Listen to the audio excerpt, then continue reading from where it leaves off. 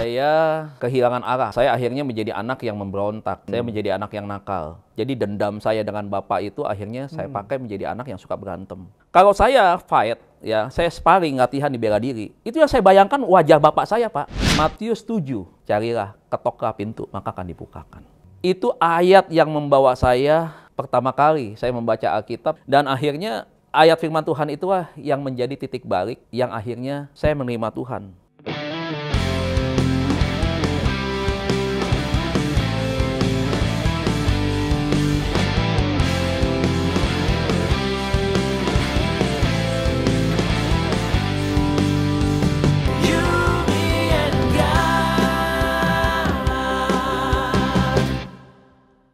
Shalom God Lovers, senang sekali saya Pendeta Martin Harfa kembali menyapa Anda dalam Diaspora TV Talk Show.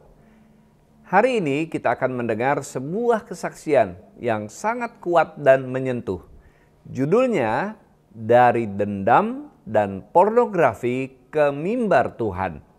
Kesaksian Pendeta Dedi Kurniawan, Master Teologi. Banyak orang berangkat dari luka masa lalu, dari keluarga yang hancur, bahkan dari dosa yang mengikat, lalu tidak ada lagi jalan keluar. Tapi hari ini kita akan belajar bahwa kasih Kristus sanggup memulihkan hidup siapa saja. Bersama kita sudah hadir Bapak Pendeta Dedi Kurniawan, Master Teologi, seorang gembala, dosen teologi dan hamba Tuhan yang dulu pernah hidup dalam kepahitan dan keterikatan, tapi diubahkan sepenuhnya oleh kuasa Tuhan Yesus. Shalom Pak Dedi, selamat datang. Shalom Pak Martin. Ya, senang sekali Tuhan bisa ketemu Pak Dedi dan kenalan saat ini. Terima kasih Pak, terima kasih untuk waktu dan kesempatannya. Iya, terima kasih. Kami bersyukur Pak Dedi sudah bisa hadir di Diaspora TV ini. Dan sebelum kita memulai bincang-bincang kita berdoa dulu ya Pak ya. Baik Pak. Bapa di surga, Allah yang kami kenal, kami sembah di dalam nama Tuhan Yesus. Kami sungguh bersyukur untuk anugerah keselamatan yang kami terima di dalam Yesus Kristus. Dan sebuah keajaiban yang akan kami perbincangkan ketika hidup kami diubahkan oleh Tuhan Yesus. Secara khusus bagi hambamu Pendeta Dedi Kurniawan. Tuhan memimpin pembicaraan kami sehingga setiap kami yang mendengar sangat diberkati. Dalam nama Tuhan Yesus kami berdoa. Amin. God Lovers, jangan lupa untuk like, komen, dan share video ini supaya semakin banyak orang mendengar kesaksian yang menguatkan ini. Dan kalau Anda baru pertama kali mampir di channel ini, silakan subscribe supaya tidak ketinggalan episode-episode Diaspora TV berikutnya. Baik, mari kita mulai percakapan kita hari ini. Pak Dedi. Iya Pak. Anda terlahir sebagai keturunan Chinese Betawi dengan tradisi Konghucu yang kuat. Iya. Bisa cerita sedikit latar belakang Anda? Iya, memang sejak dari keturunan kakek dan nenek mereka memang pegang tradisi yang kuat ya, terutama di dalam hal keyakinan begitu. Jadi memang bisa dibilang mereka itu penganut ya Konghucu yang fanatik begitu. Jadi memang anak-anaknya semua diharuskan untuk itu tadi, sembahyang dan meyakini iman di dalam Konghucu itu tadi. Jadi memang di rumah selain ada meja abu, dia juga seringkali juga sembahyang ke beberapa tempat ya, beberapa kelenteng seperti itu. Nah, sebagai Konghucu Betawi, ini tinggalnya di daerah mana Pak? Saya asli Karet Bipa, Karet Kubur. Karet Kubur, ya. Wah. Jadi memang sudah sejak lama Pak. Jadi sejak kakek saya punya orang tua, memang sudah tinggal di sana. Karena memang kebetulan juga kakek saya punya orang tua, punya papa mama. Mamanya itu pribumi asli yang kelahiran Tanah Abang, daerah Tanah Abang. Betawi asli. Betawi asli, betul. Orang Tanah Abang nih ya. Jadi kawin campur. Iya. Nah, Anda pernah mengatakan ayah Anda suka main perempuan. Beliau meninggalkan ibu karena wanita lain. Iya. setelah papa meninggalkan keluarga, bagaimana kehidupan ibu dan anak-anak dan apa tantangan terbesar yang dihadapi waktu itu? Iya, memang stigma tentang papa saya itu memang sudah terkenal kuat di tempat tinggal kami. Di daerah Karet Karet. Kubur, ya. Ya. Iya, termasuk adalah saudara-saudara dari mamah ya. Mereka tahu papa saya itu tukang main perempuan ya. Pada waktu itu seringkali dia bilang bahkan kalau main perempuan itu punya istilah mau berburu anak babi. Oh Begitu. ya? Dia pakai istilah seperti itu. Dan bahkan beberapa saudara juga sempat ya diajak ke beberapa tempat yang bisa dibilang ya tempat-tempat yang tidak baik itu begitu. Nah, terus saya pernah dengar sendiri dari telinga saya bahwa papa saya itu ya boleh dibilang hampir semua perempuan dari berbagai suku itu pernah dia tiduri begitu. Nah, kemudian memang pada satu kali mama menikah dengan papa itu dalam usia masih muda. 16 tahun mama menikah, 17 tahun punya saya. Mama saya kelahiran 18 Juli 1956. Saya kelahiran 21 September 1973. Jadi sejak usia 17 tahun mama itu sudah punya anak saya. Nah, mama itu putus sekolah. Mama nggak sampai lulus SD.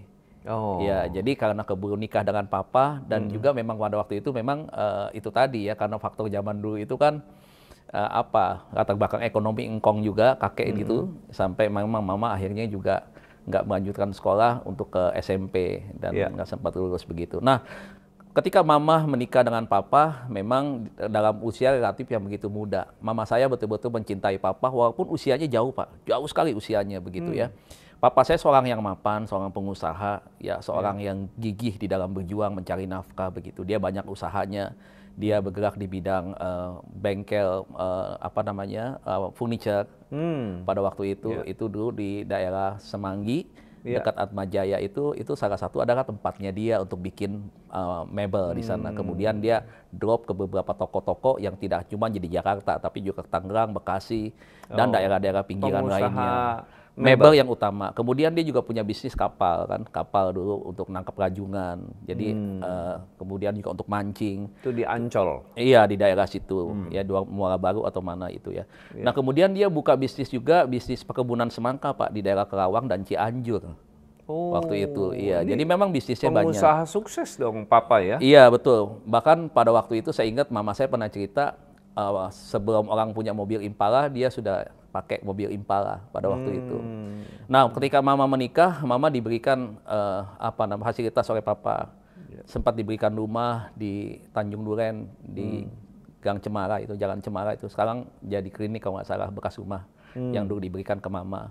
Kemudian diberikan tempat kios dagang di Gang Lontar, Pak. Nah, itu pada waktu itu mama dagang sembako. Hidup memang nyaman. Tapi ketika saya usia 1 sampai 5 tahun itu kan sudah mulai bisa mengingat ya, memori kenangan-kenangan yang pernah saya dapatkan gitu ya. Tapi saya memang hampir melihat papa saya memang jarang pulang. Terlalu sibuk dengan urusan bisnisnya begitu. Nah, satu kali momen tahun 78 itu akhirnya mama tahu ternyata papa menikah lagi dengan perempuan lain. Ya, mama hancur hatinya pada waktu itu karena begitu mencintai papa dengan tulus ya. Kemudian dia merasa begitu tersakiti, nggak bisa menerima peristiwa itu. Sampai akhirnya mama bilang, kamu nggak usah balik lagi, gitu. Kamu nggak usah pulang, biar anak saya yang besarkan. Terus mama bilang saya nggak butuh lagi hidup sama kamu.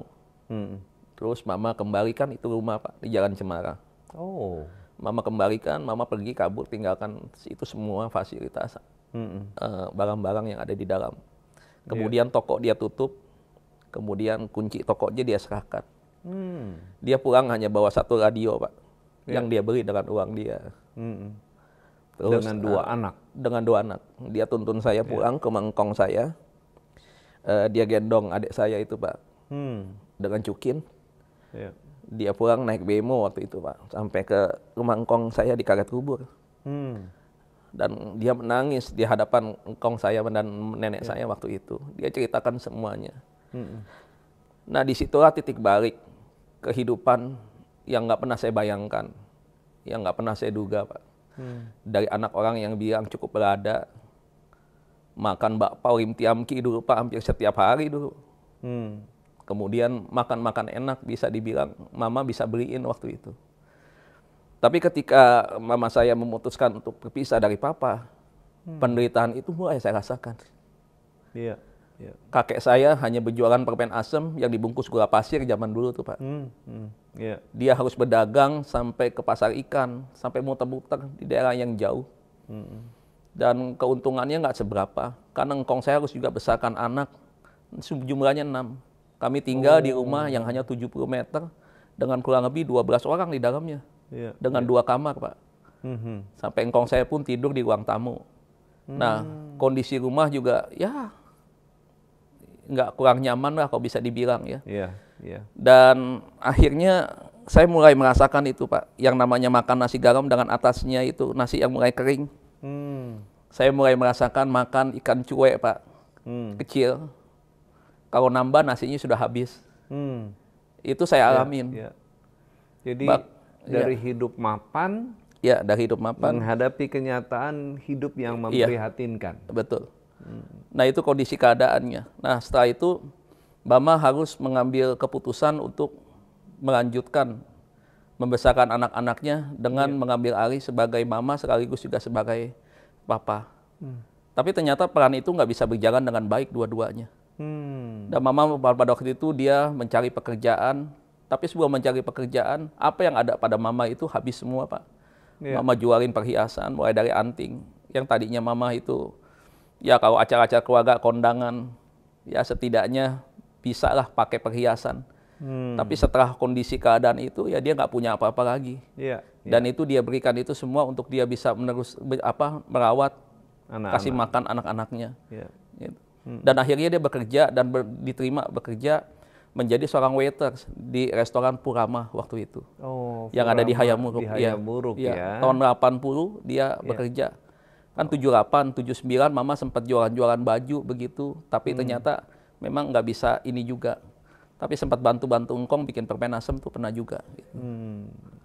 Nah itu Pak, kondisi awalnya. Itulah keputusan pisah dengan papa. Itu dampaknya bagi anak-anak juga. Betul. Ya. Nah, adik Anda pernah hampir dipisahkan dari keluarga karena tidak ada biaya. Betul. Nah, Pak Dedi bisa cerita bagaimana kisah itu mempengaruhi hati Anda? Waktu saya dengar omongan itu, saya menjerit Pak. Saya nggak rela, saya berpisah dengan adik. Tapi di satu sisi pada waktu itu saya memang namanya anak-anak belum berpikir panjang. Tapi saya sempat marah dan saya sempat ngamuk begitu ya. Pada waktu itu ngamuk ya anak kecil. Dan saya bilang saya nggak mau. Adik saya sedang lucu-lucunya. Saya kan terpaut 5 tahun dengan adik. Saya kelahiran 73, adik tahun 78. Waktu mama meninggalkan papa, minta berpisah, itu saya usia 5 tahun, adik saya usia 1 bulan Pak. Begitu. Nah jadi pada waktu tiba-tiba mama nggak bawa apa-apa waktu tinggalkan papa, akhirnya kan nggak bisa bertahan dengan perhiasan yang dia jual. Nah mama nggak bisa untuk berikan susu buat adik saya. Untuk ini itu kebutuhan bayi pada waktu itu memang akhirnya tidak bisa tercukupi. Dan apa yang terjadi, mama saya berniat pada waktu itu pengen bukan jual, tetapi memberikan anaknya untuk diasuh orang lain demi kebaikan adik saya sendiri gitu. Karena memang tidak sanggup lagi untuk beli susu. Bahkan kadang-kadang cuma dengan teh manis pada waktu itu. Dan adik saya yang tadinya agak gemuk pada waktu dibawa ya pada waktu itu, ya kondisinya ya cukup memprihatinkan juga pada waktu itu. Biasalah Pak, mungkin kalau dalam istilah sekarang agak kurang gizi begitu. Karena memang keterbatasan ekonomi, bukan keterbatasan lagi, sangat kurang ekonominya. Sehingga pada waktu itu, nah bagaimana akhirnya adik saya tidak akhirnya dikasihkan ke orang, karena 2 tante saya mempertahankan adik dari mama. Jadi dia bekerja begitu ya di Tanah Abang pada waktu itu, di salah satu toko baju, yang arah Mokhtar Tanah Abang yang dekat naik ke ke arah Bongkaran itu, dulu yang di arah putaran Mikrolet itu ada toko baju, dia kerja di situ. Dan dia suka bantu patungan dengan adik mama yang satu yang perempuan lagi untuk bisa berikan susu adik saya. Nah dari situ akhirnya dia bahu-membahu, dia bantu sampai berjalan dan kemudiannya mama putuskan. Sebenarnya keputusan untuk memberikan adik saya ke orang lain itu bukan cuma satu kali itu selesai, tidak. Sempat beberapa kali begitu, karena demi kebaikan adik saya juga. Bahkan ada rencana tadinya mau diberikan ke saudara yang memang udah menikah berapa tahun tidak punya anak. Yang cukup berada. Jadi mama masih bisa lihat adik kalau satu kali, maksudnya adik saya, itu anaknya satu kali kalau itu diberikan ke orang lain. Jadi itu Pak. Itu kisahnya. Kita lihat foto. Ini ada foto adik ya. Namanya siapa ya? Adik saya Sony Kurniawan Pak. Itu yang sebelah kanan ya, pakai baju kotak-kotak. Yang tengah mama saya. Yang tengah adalah mama ya. Iya. Nah ini di gereja, di tempat pengembangan saya di Lipo Karawaci. Oke. Nah, Anda pernah mengatakan sejak ditinggal ayah, banyak mengalami penderitaan dan tekanan hidup. Selain kesulitan ekonomi, apalagi yang paling menyakitkan akibat ditinggal oleh ayah? Kondisi ini yang paling saya nggak bisa terima Pak. Karena pada waktu zaman kecil itu kan kita yang namanya anak-anak kan kalau berantem suka bilang, "Ntar gue bilangin bapak gue lu ya, awas lu ya," kan suka begitu. Membanggakan merasa punya backing seorang bapak begitu. Terus kalau saya lihat dari sisi kebaikan yang lain, biasanya kalau anak-anak main kelereng, main layangan, itu selalu ditemenin bapaknya. Begitu. Kadang-kadang diajak jalan naik motor Vespa dong zaman dulu tuh. Vespa ya, Honda Gratik apa segala macam tuh. Saya ingat Honda GL dulu tuh. Diajak naik motor tuh sama bapaknya. Nah saya siapa Pak? Backing saya. Nah saya merindukan itu. Saya merasakan bahwa kebanggaan saya sebagai seorang anak ketika punya bapak itu hampir tidak ada. Makanya saya menjadi anak yang jahat. Karena saya tidak suka dengan teman-teman saya yang punya bapak. Itu kalau bapaknya lagi nggak ada Pak, main layangan. Itu saya lari ke tempatnya dia, benang layangannya saya putusin sama layangannya. Saya selalu bikin onar. Kenapa? Gitu. Karena itu pelampiasan emosi, kekecewaan saya, iri hati saya, marahnya saya itu karena apa yang mereka bisa miliki seorang bapak itu tidak ada pada saya. Sehingga akhirnya saya kecewa dan saya marah, saya lampiaskan itu. Dan itu berkali-kali begitu. Berkali-kali, bukannya sekali aja. Kan namanya kita main di lapangan dulu, di samping rumah kan ada pabrik bihun, bekas pabrik bihun. Itu sudah dijual, sudah kosong. Nah di tengahnya ada lapangan. Nah kita kalau main layangan, main bola, apa semuanya di situ. Nah anak-anak kampung yang ngumpul di situ kadang-kadang ya udah saya yang bikin onar. Saya lagi gitu. Nah jadi karena latar belakangnya seperti itu. Jadi memang saya merindukan sekali kehadiran seorang bapak buat saya ya. Kan pernah saya bilang bahwa saya adalah anak fatherless dari sejak papa ada ini, sekali-sekali kan memang jarang pulang papa. Karena ternyata itu ciri-ciri orang laki-laki punya simpanan ya begitu. Ya, jarang pulang tuh. Nah, saya nggak pernah tuh yang namanya diusap-usap kepalanya sama bapak begitu ya, sama papa. Kamu naik kelas dikasih hadiah apa segala macam, nggak pernah. Jadi benar-benar saya lahir tuh seperti seakan-akan lahir hanya dari seorang pribadi ibu aja. Gitu. Nah, walaupun pada waktu itu umur 1 sampai 5 tahun papanya sempat ada. Nah, penderitaannya apa, Pak? Saya seringkali akhirnya saya suka menyendiri di pabrik bihun itu. Saya suka lari ke belakang, arah belakang tuh ada bak penampungan air. Dulu kan bihun kalau dibikin itu kan biasanya dimasukkan ke dalam penampungan air itu sebelum dijemur dan seterusnya lah proses. Tapi di situ ada bak. Nah, saya suka jongkok, kadang-kadang saya suka tengkurap, tiduran tuh posisi begini, itu saya menangis, Pak. Saya pada waktu itu merasakan bahwa kalau saya memang hidup harus seperti ini, ngapain saya lahir ke dunia? Gitu. Saya iri ketika anak misalkan lebaran pergi ya, teman dulu kan kita sama-sama nih yang muslim yang apa gitu. Bapaknya tuh kasih uang, jajan begitu. Yang parah-parahnya saya tuh pada zaman Game Watch, Pak. Pada zaman Game Watch itu. Mereka pada punya Game Watch. Saya apa yang saya punya? Dibeliin sama bapaknya. Naik-naikan kelas dikasih sepeda apa semua. Lah saya nggak ada. Jadi saya kehilangan figur, benar-benar kehilangan figur bapak.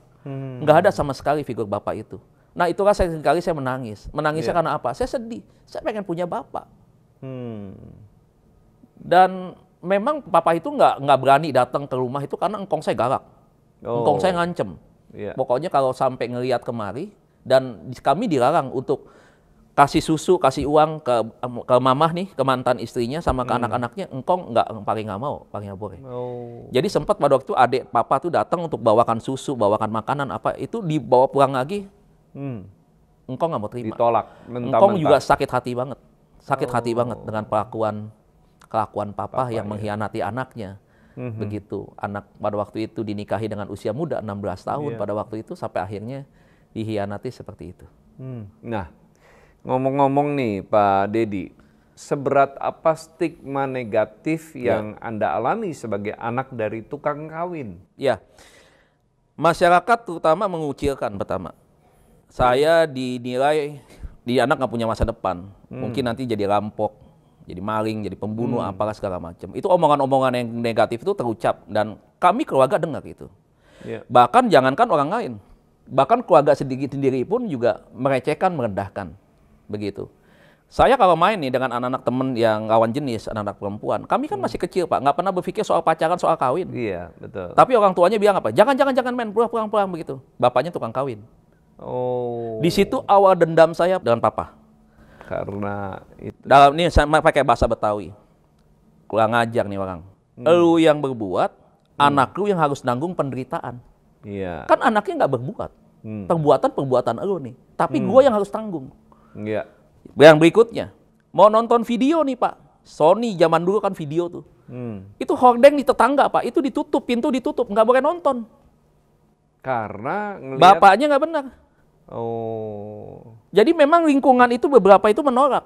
Jadi Begitu. anak kena imbas. Seperti ada penyakit menular begitu Pak, yang bisa ditularkan akibat kelakuan papa turun ke anaknya menularkan lagi ke orang begitu. Seperti itu. Iya.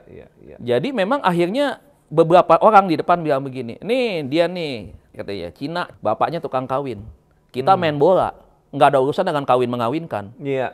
Sampai begitu. Begitu. Jadi diskriminasinya sampai begitu. Seringkali menerima cacian, hinaan. Iya, dari karena teman-teman perbuatan main. papa. Iya, orang tuanya. Iya. Anak-anaknya dari orang teman-temannya nggak tahu, bapaknya tahu. Padahal kan begitu kan. Bapak ibunya suka ngatain. Tahu, Ya? pokoknya kalau udah dengar nama Dedi, pokoknya nggak boleh main sama Dedi. Oh. Begitu. Udah kayak sampah Pak hidup Pak. Udah miskin, susah, dibenci Iya. orang, dijauhin orang. Seperti itu. Keluarga sendiri juga mengucilkan, mendiskriminasikan. Nah, Begitu. ya Pak Dedi tadi bilang suka iri karena kebanggaan terhadap papa Iya. itu tidak dimiliki. Betul. Kalau lihat anak lain punya bapak, suka iri kan ya. Iya, betul. Nah, apa dampaknya terhadap kepribadian Pak Dedi? Ya itulah Pak, makanya saya kehilangan arah akhirnya. Nah, saya akhirnya menjadi anak yang memberontak. Saya menjadi anak yang nakal. Saya menjadi anak yang suka tawuran. Jadi dendam saya dengan bapak itu akhirnya saya pakai menjadi anak yang suka berantem. Saya isengin orang dulu nih, saya pancing dulu. Pelampiasan. Setelah dia marah, saya pukul. Jadi memang itu akhirnya terhati itu Pak. Terhati saya akhirnya hidup dalam kekerasan. Seperti itu. Dan urusan belakangan nanti. Yang penting sekarang saya puas dulu. Benci sama papa, Iya, benci sama papa. dilampiaskan Dengan jadi saya bikin tidak suka onar. anak, iya dengan bikin onar, begitu. Iya. Di samping itu suka pergi ke bekas pabrik bihun lalu menangis di sana ya. Pabrik bihun yang sekarang jadi Bapak Ibu Saudara mampir ke daerah Karet Kubur ada bisnis Indonesia. Itu saksi bisu. Oh. Saksi bisu di mana ada seorang anak kecil pada waktu itu ya seringkali menangis di tempat itu. Saya nggak tahu udah berapa kali saya menangis di tempat itu, Pak. Udah berapa banyak air mata yang saya tumpahkan di situ. Jadi kalau lewat Iya. dari depan kantor Iya. itu Kantor ada itu. sebuah kenangan ya. Dulu saya nggak mau pakai lewat situ, Pak. Jujur, saya nggak mau lewat situ. Karena saya punya kenangan pahit di daerah itu. Karet Kubur, Bipak, Ben Hill, dan seterusnya itu masa-masa saya nggak enak. Iya. Saya nggak mau ada di situ lagi sebenarnya. Tapi ketika sudah mengenal Kristus itu sudah Itu makanya dipulihkan ya. yang nggak pernah saya sangka, yang nggak pernah saya Luar pikirkan. biasa ya. Dari orang yang terhina dulu, Iya, direcehkan, direndahkan, keluarga hancur, broken home. Akhirnya seperti itu. Nah, ada cerita lagi tentang membeli es joli. Iya, Pak. Nah, gimana caranya untuk bisa beli es joli? Kita kemakan ikan dulu nih di TVRI ini dulu, hitam putih itu Oh. masih. Jadi ada es joli kalau nggak salah Irama Yasopa pada waktu itu ya, bintang iklannya. Saya tuh suka sekali es joli, Pak. Oh. Dua warna, dua rasa yang saya suka waktu itu, yang jeruk satu, yang satu warna ungu tuh, Pak. Keunikan es joli, dia kan disimpan kan dalam keadaan keras, Pak. Iya. Dibuka kantong plastiknya, kemudian kita patahin tuh. Oh. Itu anak-anak yang punya orang tua, punya ayah, itu makan es joli bisa sehari, bisa 3. Saya boro-boro pas sehari 1 pun tidak. Nah, saya pengen banget satu kali itu pengen makan es joli begitu ya, karena terkenal banget tuh es joli itu. Nah, akhirnya satu kali saya untuk makan es joli itu saya ikut teman, Pak. Kuburan Bipak lagi-lagi menjadi saksi saya. Iya. Saya bersihin kuburan orang. Oh. Saya ingat banget yang saya pegang itu sapu lidi sama tangan tuh cabutin rumput. Biasanya kan sebelum tabur bunga tuh kan kita cabutin dulu tuh rumputnya tuh. Iya. Nah teman saya tuh kalau yang udah agak tinggi itu dia pakai arit, dia megang. Kalau saya tuh itunya, saya biasanya saya bersihin itu pakai sapu tuh sama pengki nantinya. Oh. Semua memori yang saya alami sejak masa kecil nggak saya lupakan. Nah ketika saya sudah menjelang sore dapat uang begitu, ada lebih sedikit pada waktu itu. Yeah. Saya ingat waktu itu es joli sekitar Rp50 kalau nggak salah Pak. Jadi pada waktu itu dapat uang kadang-kadang 75 ya masih gambar cendrawasih itu Pak uang. Akhirnya saya beli Pak. Dan artinya saya baru bisa menikmatin es joli ketika saya harus bekerja dulu dan bersihkan kuburan dulu. Seperti itu. Tapi kalau ketahuan engkong saya, walaupun engkong saya juga bukan orang kaya, tetapi dia gengsi. Nggak boleh tuh. Dia nggak boleh, kenapa? Lu anak Cina. Begitu. Jadi pride-nya tuh tinggi gitu. Jadi bilang nggak boleh, kalau sampai ketahuan, saya nggak tahu dah Pak, mungkin kaki saya dihajar pakai kayu rotan atau pakai gagang sapu. Yang dulu kan pakai kayu tuh Pak, gagang sapunya kan Pak. Nggak ada bungkusnya dulu kan. Gitu. Karena berapa kali saya nggak sempat dihajar pakai itu mangkong saya. Nah akhirnya itu. Yang kedua kue mochi Pak, kue mochi yang panjang itu. Kue mochi kan ada dua, yang satu itu yang ketan aja panjang, yang tengahnya kayak balok begitu ya, yang warnanya merah. Saya kalau datang ke toko, buat yang tinggal di Karet Kubur nih, zaman dulu itu ingat mungkin ada toko yang namanya Toko Maxim, Toko Live. Toko Live itu menjual kue mochi itu. Saya kalau pengen kue mochi Pak hanya bisa ngeliatin dari depan begitu ya. Terus di situ dia gak ada gambaran es Wodi, es Prefer ada tuh Pak di situ Pak. Udah ada Pak, masa kecil saya nggak menikmatin itu semua, nggak bisa menikmatin. Paling kalau di rumah ngambil permen asem, itu pun dijatah permen asem cuma beberapa biji karena buat jualan sisanya. Begitu. Udah itu aja. Jadi ngelihat kue mochi sambil telan air liur ya? Satu kali Pak, saya diundang ke salah satu orang ke rumahnya pada waktu itu. Saya nangis tuh Pak di depan dia. Dia tanya, Bapak kenapa? Bapak sakit? Saya bilang enggak, kenapa? Saya lihat kue mochi itu Pak. Itu, lihat kue mochi itu. Back memori saya ke masa kecil. Iya. Sekitar tahun 85-an pada waktu itu. Sampai sedalam itu ya? Sedalam itu Pak. Karena memang itu tadi. Karena saking memang secara ekonomi kami hidup ya sangat kurang. Nggak heran kalau Pak Dedi jadi benci banget sama Papa itu ya? Makanya. Jadi banyak sekali faktor yang menyebabkan saya benci. Terus mama saya seringkali kalau tengah malam habis pulang kerja tuh nggak bisa tidur. Saya suka kadang-kadang bangun kencing malam gitu, saya lihat mama saya buka pintu. Kan saya pinggir jalan rumahnya. Jadi tatapan matanya kosong ke jalan raya. Hanya lihat bemo sesekali lewat, bajai sekali lewat, begitu kosong. Jadi saya melihat kalau sekarang saya baru mengerti, seperti mama dalam keadaan stres berat. Mungkin setengah depresi begitu. Dengan keadaannya, dengan dia menikah, gagal rumah tangganya. Kemudian seperti itu. Nah itulah yang menambah saya tambah kecewa sama papa. Orang kalau nanya tentang papa saya, papa lu di mana? Saya bilang mati tabrak kereta. Benar, di hadapan Tuhan nih saya ngomong, semua yang saya saksikan ini benar. Bahwa saya seringkali nyumpahin bapak saya. Biar mati lah, tabrak kereta lah, ini itu, selalu begitu. Begitu. Nah karena memang saya nggak siap untuk melihat penderitaan mama pada waktu itu. Kan Pak bertahun-tahun itu kan usia saya bertambah. Kan?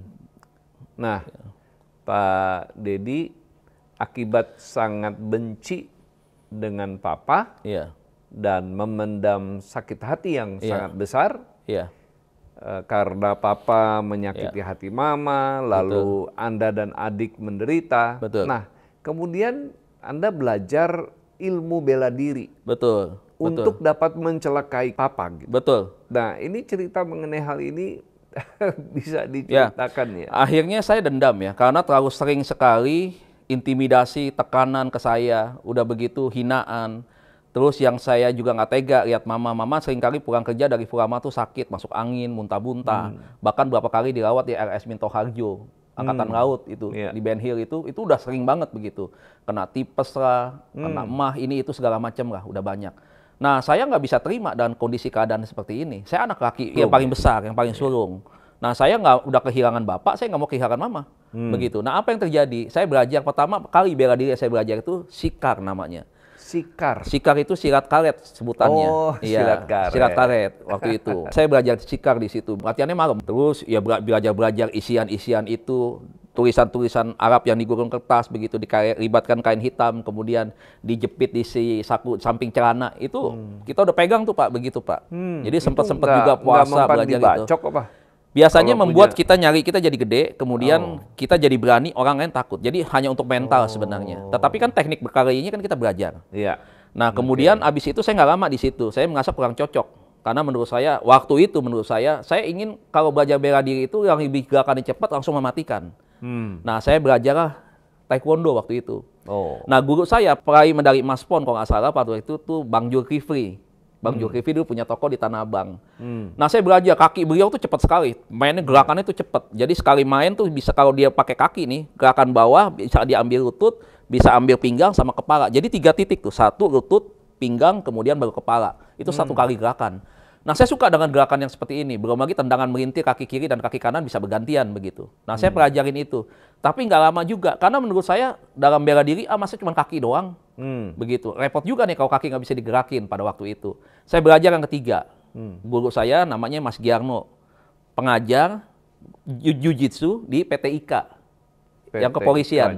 Iya, ya. belajar pada waktu itu. Nah, di situ agak lama. Cuman saya nggak tahan, Pak. Kalau pukul beneran. Saya berapa kali dihajar itu sampai nggak bangun. Mualnya, sakitnya bukan main. Jadi ya hidung berdarah, ini bengkak, itu pasti ada. Dan saya kurang cocok juga. Akhirnya saya berhenti di situ. Karate sebentar saya belajar, karate. Ya, karate saya belajar sebentar. Nah, yang terakhir saya ketemu di Wushu Raja Wali Sakti. Sampai hari ini ada Wushu Raja Wali Sakti. Dulu kan belum Wushu, masih IPSI, di bawah pencak silat waktu itu. Nah, guru besar saya itu Salim BM. Anaknya, gurunya adalah Arifin Apin, biasa dipanggil Ko Apin ya. Sekarang dipegang sama Herman Wijaya, adanya di Kelapa Gading, Moy. Ya. Nah, teman satu rating saya itu Ahmad Rifai. Mungkin fotonya bisa ditampilin tuh waktu saya belajar silat tuh. Fotonya waktu saya sampai, nah ini waktu saya sampai tingkat pelatih ya. Sabuk biru sebenarnya ini 1 tingkat lagi saya coklat. Nah, itu Ahmad Rifai yang pakai jaket, pelatih nasional Wushu dari tahun 90-an. Yang jongkok ya. Iya, dia kalau dikenal dipanggilkan nama Cinanya Huang Rifai. Dari Cina itu, Wushu Cina dikasih nama seperti itu. Nah, di Wushu ini saya lama, Pak. Di Wushu ini. Dan di sini saya cocok di Wushu. Ini betah ya? Iya, betah. Ini ngomong-ngomong Pak Dedi yang mana nih? Ini saya yang paling kiri, yang berdiri. Oh, yang berdiri paling kiri. Paling kiri, iya.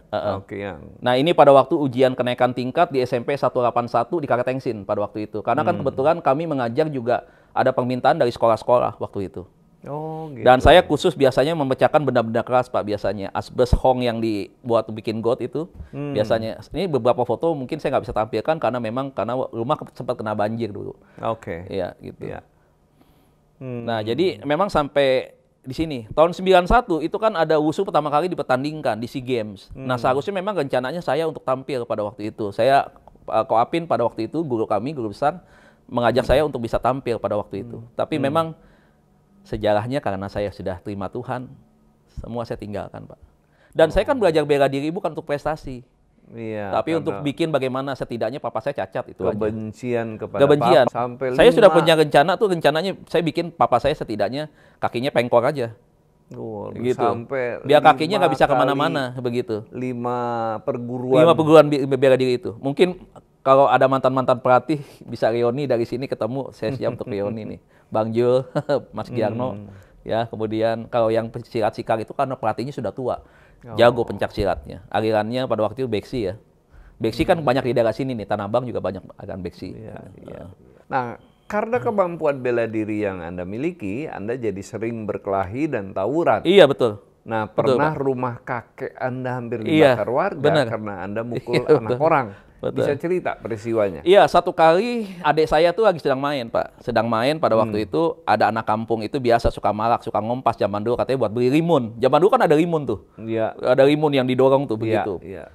Nah, adik saya nggak punya uang waktu itu. Terus adik saya dijorokin jatuh, Pak. Setelah jatuh, ini menurut adik saya cerita. Kemudian ada pecahan genteng dilempar kena kepala adik saya. Adik saya nangis di situ.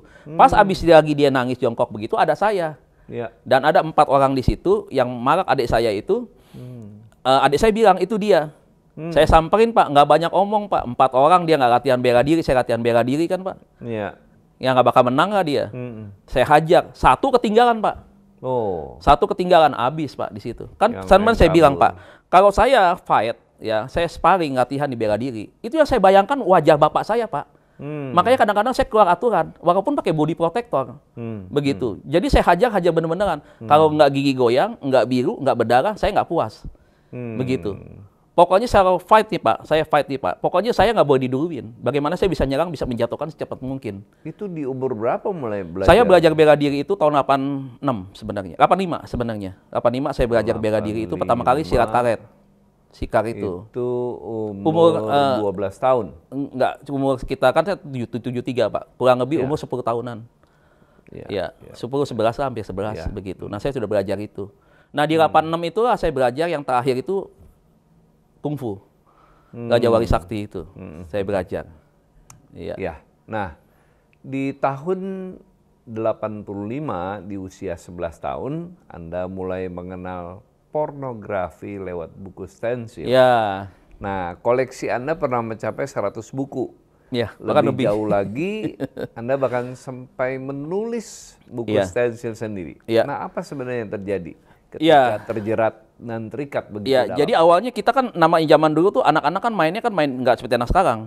Biasanya kita setiap sore tuh ngadu bola Pak, antar kampung. Nah, satu kali itu kita ngadu bola di makam yang jadi apartemen sekarang tuh, di depannya tuh kan ada lapangan bola tuh. Sebenarnya bukan lapangan, tapi ada khusus tempat main bola bisa.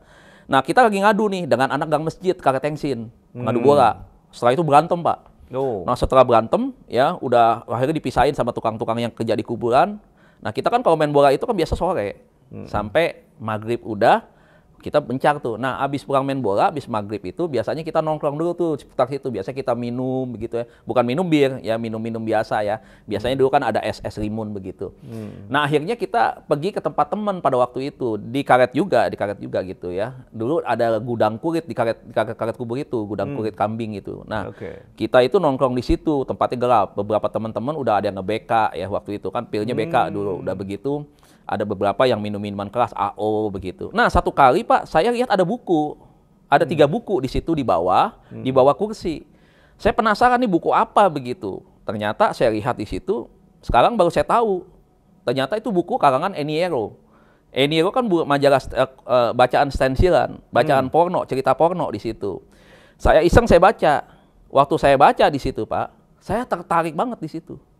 Itu awal saya akhirnya terikat dengan stensilan di situ.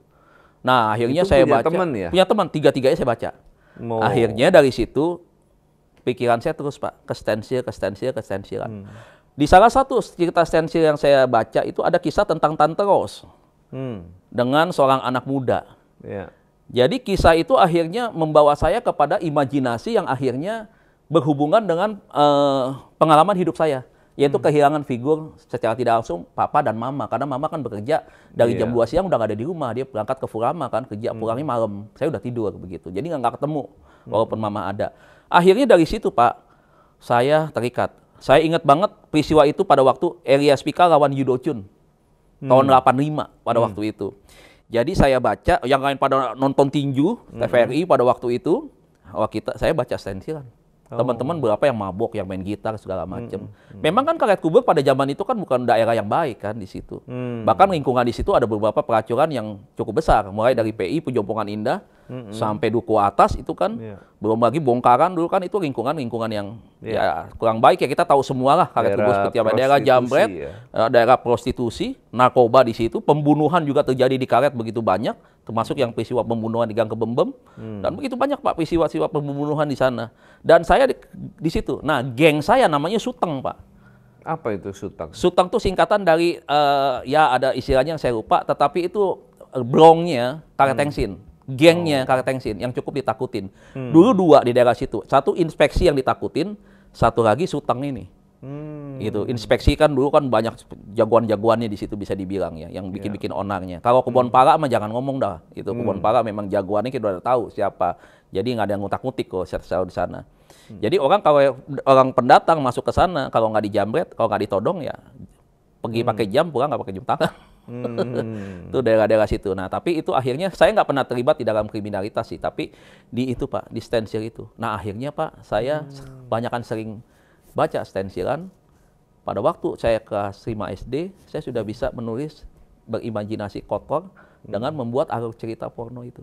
Oh gitu. Tapi Bisa bukan menghasilkan. dicetak, tidak dicetak, tetapi Iya. di buku tulis. Saya tulis. Oh. Zaman dulu kan ada buku yang depannya artis tuh Pak. Mm-mm. Banyak di depannya artis Iya, kan. iya. Sandro Tobing, Meriam Bellina, itu saya Iya. tulis. Ya, itu saya simpen rapi-rapi betul-betul, jangan ada ketahuan. Nah, saya beli stensil juga dulu saya simpen. Saya simpen, saya bagi beberapa tempat begitu. Nah, akhirnya Di saya rumah engkong tuh. di kamar tidur engkong, di bawah Oh. tempat tidurnya. Kan nggak mungkin Iya, iya. pembantu atau mama kan tahu masa engkong baca stensilan, kan saya taruh di bawah tuh. Jadi aman tuh di situ, Pak. Nah, dari situ, Pak, udah bisa nulis cerita stensil sendiri seperti Annie Ernaux dan Sharon. Saya tuh akhirnya nggak puas, terinspirasi dari penyewaan komik. Oh, Dulu si Buta dari Gua Hantu, Iya. Koping Ho, betul. banyak kan, sampai Iya, Petruk Gareng dulu zamannya kan. Nick Carter dulu kan 2 buku itu tuh yang terkenal dulu tuh. Tapi paling terkenal ya Annie Ernaux. Nah, akhirnya apa, Pak? Saya punya ide, anak usia 11 tahun, kelas 5 SD, kok punya pikiran stensil dari satu, itu disewain. Oh. Saya kasih pinjam ke temen. Iya, Berapa bayar. banyak temen yang rusak? Bayar, Pak. Pada waktu itu 50 perak, bayar Oh. sehari.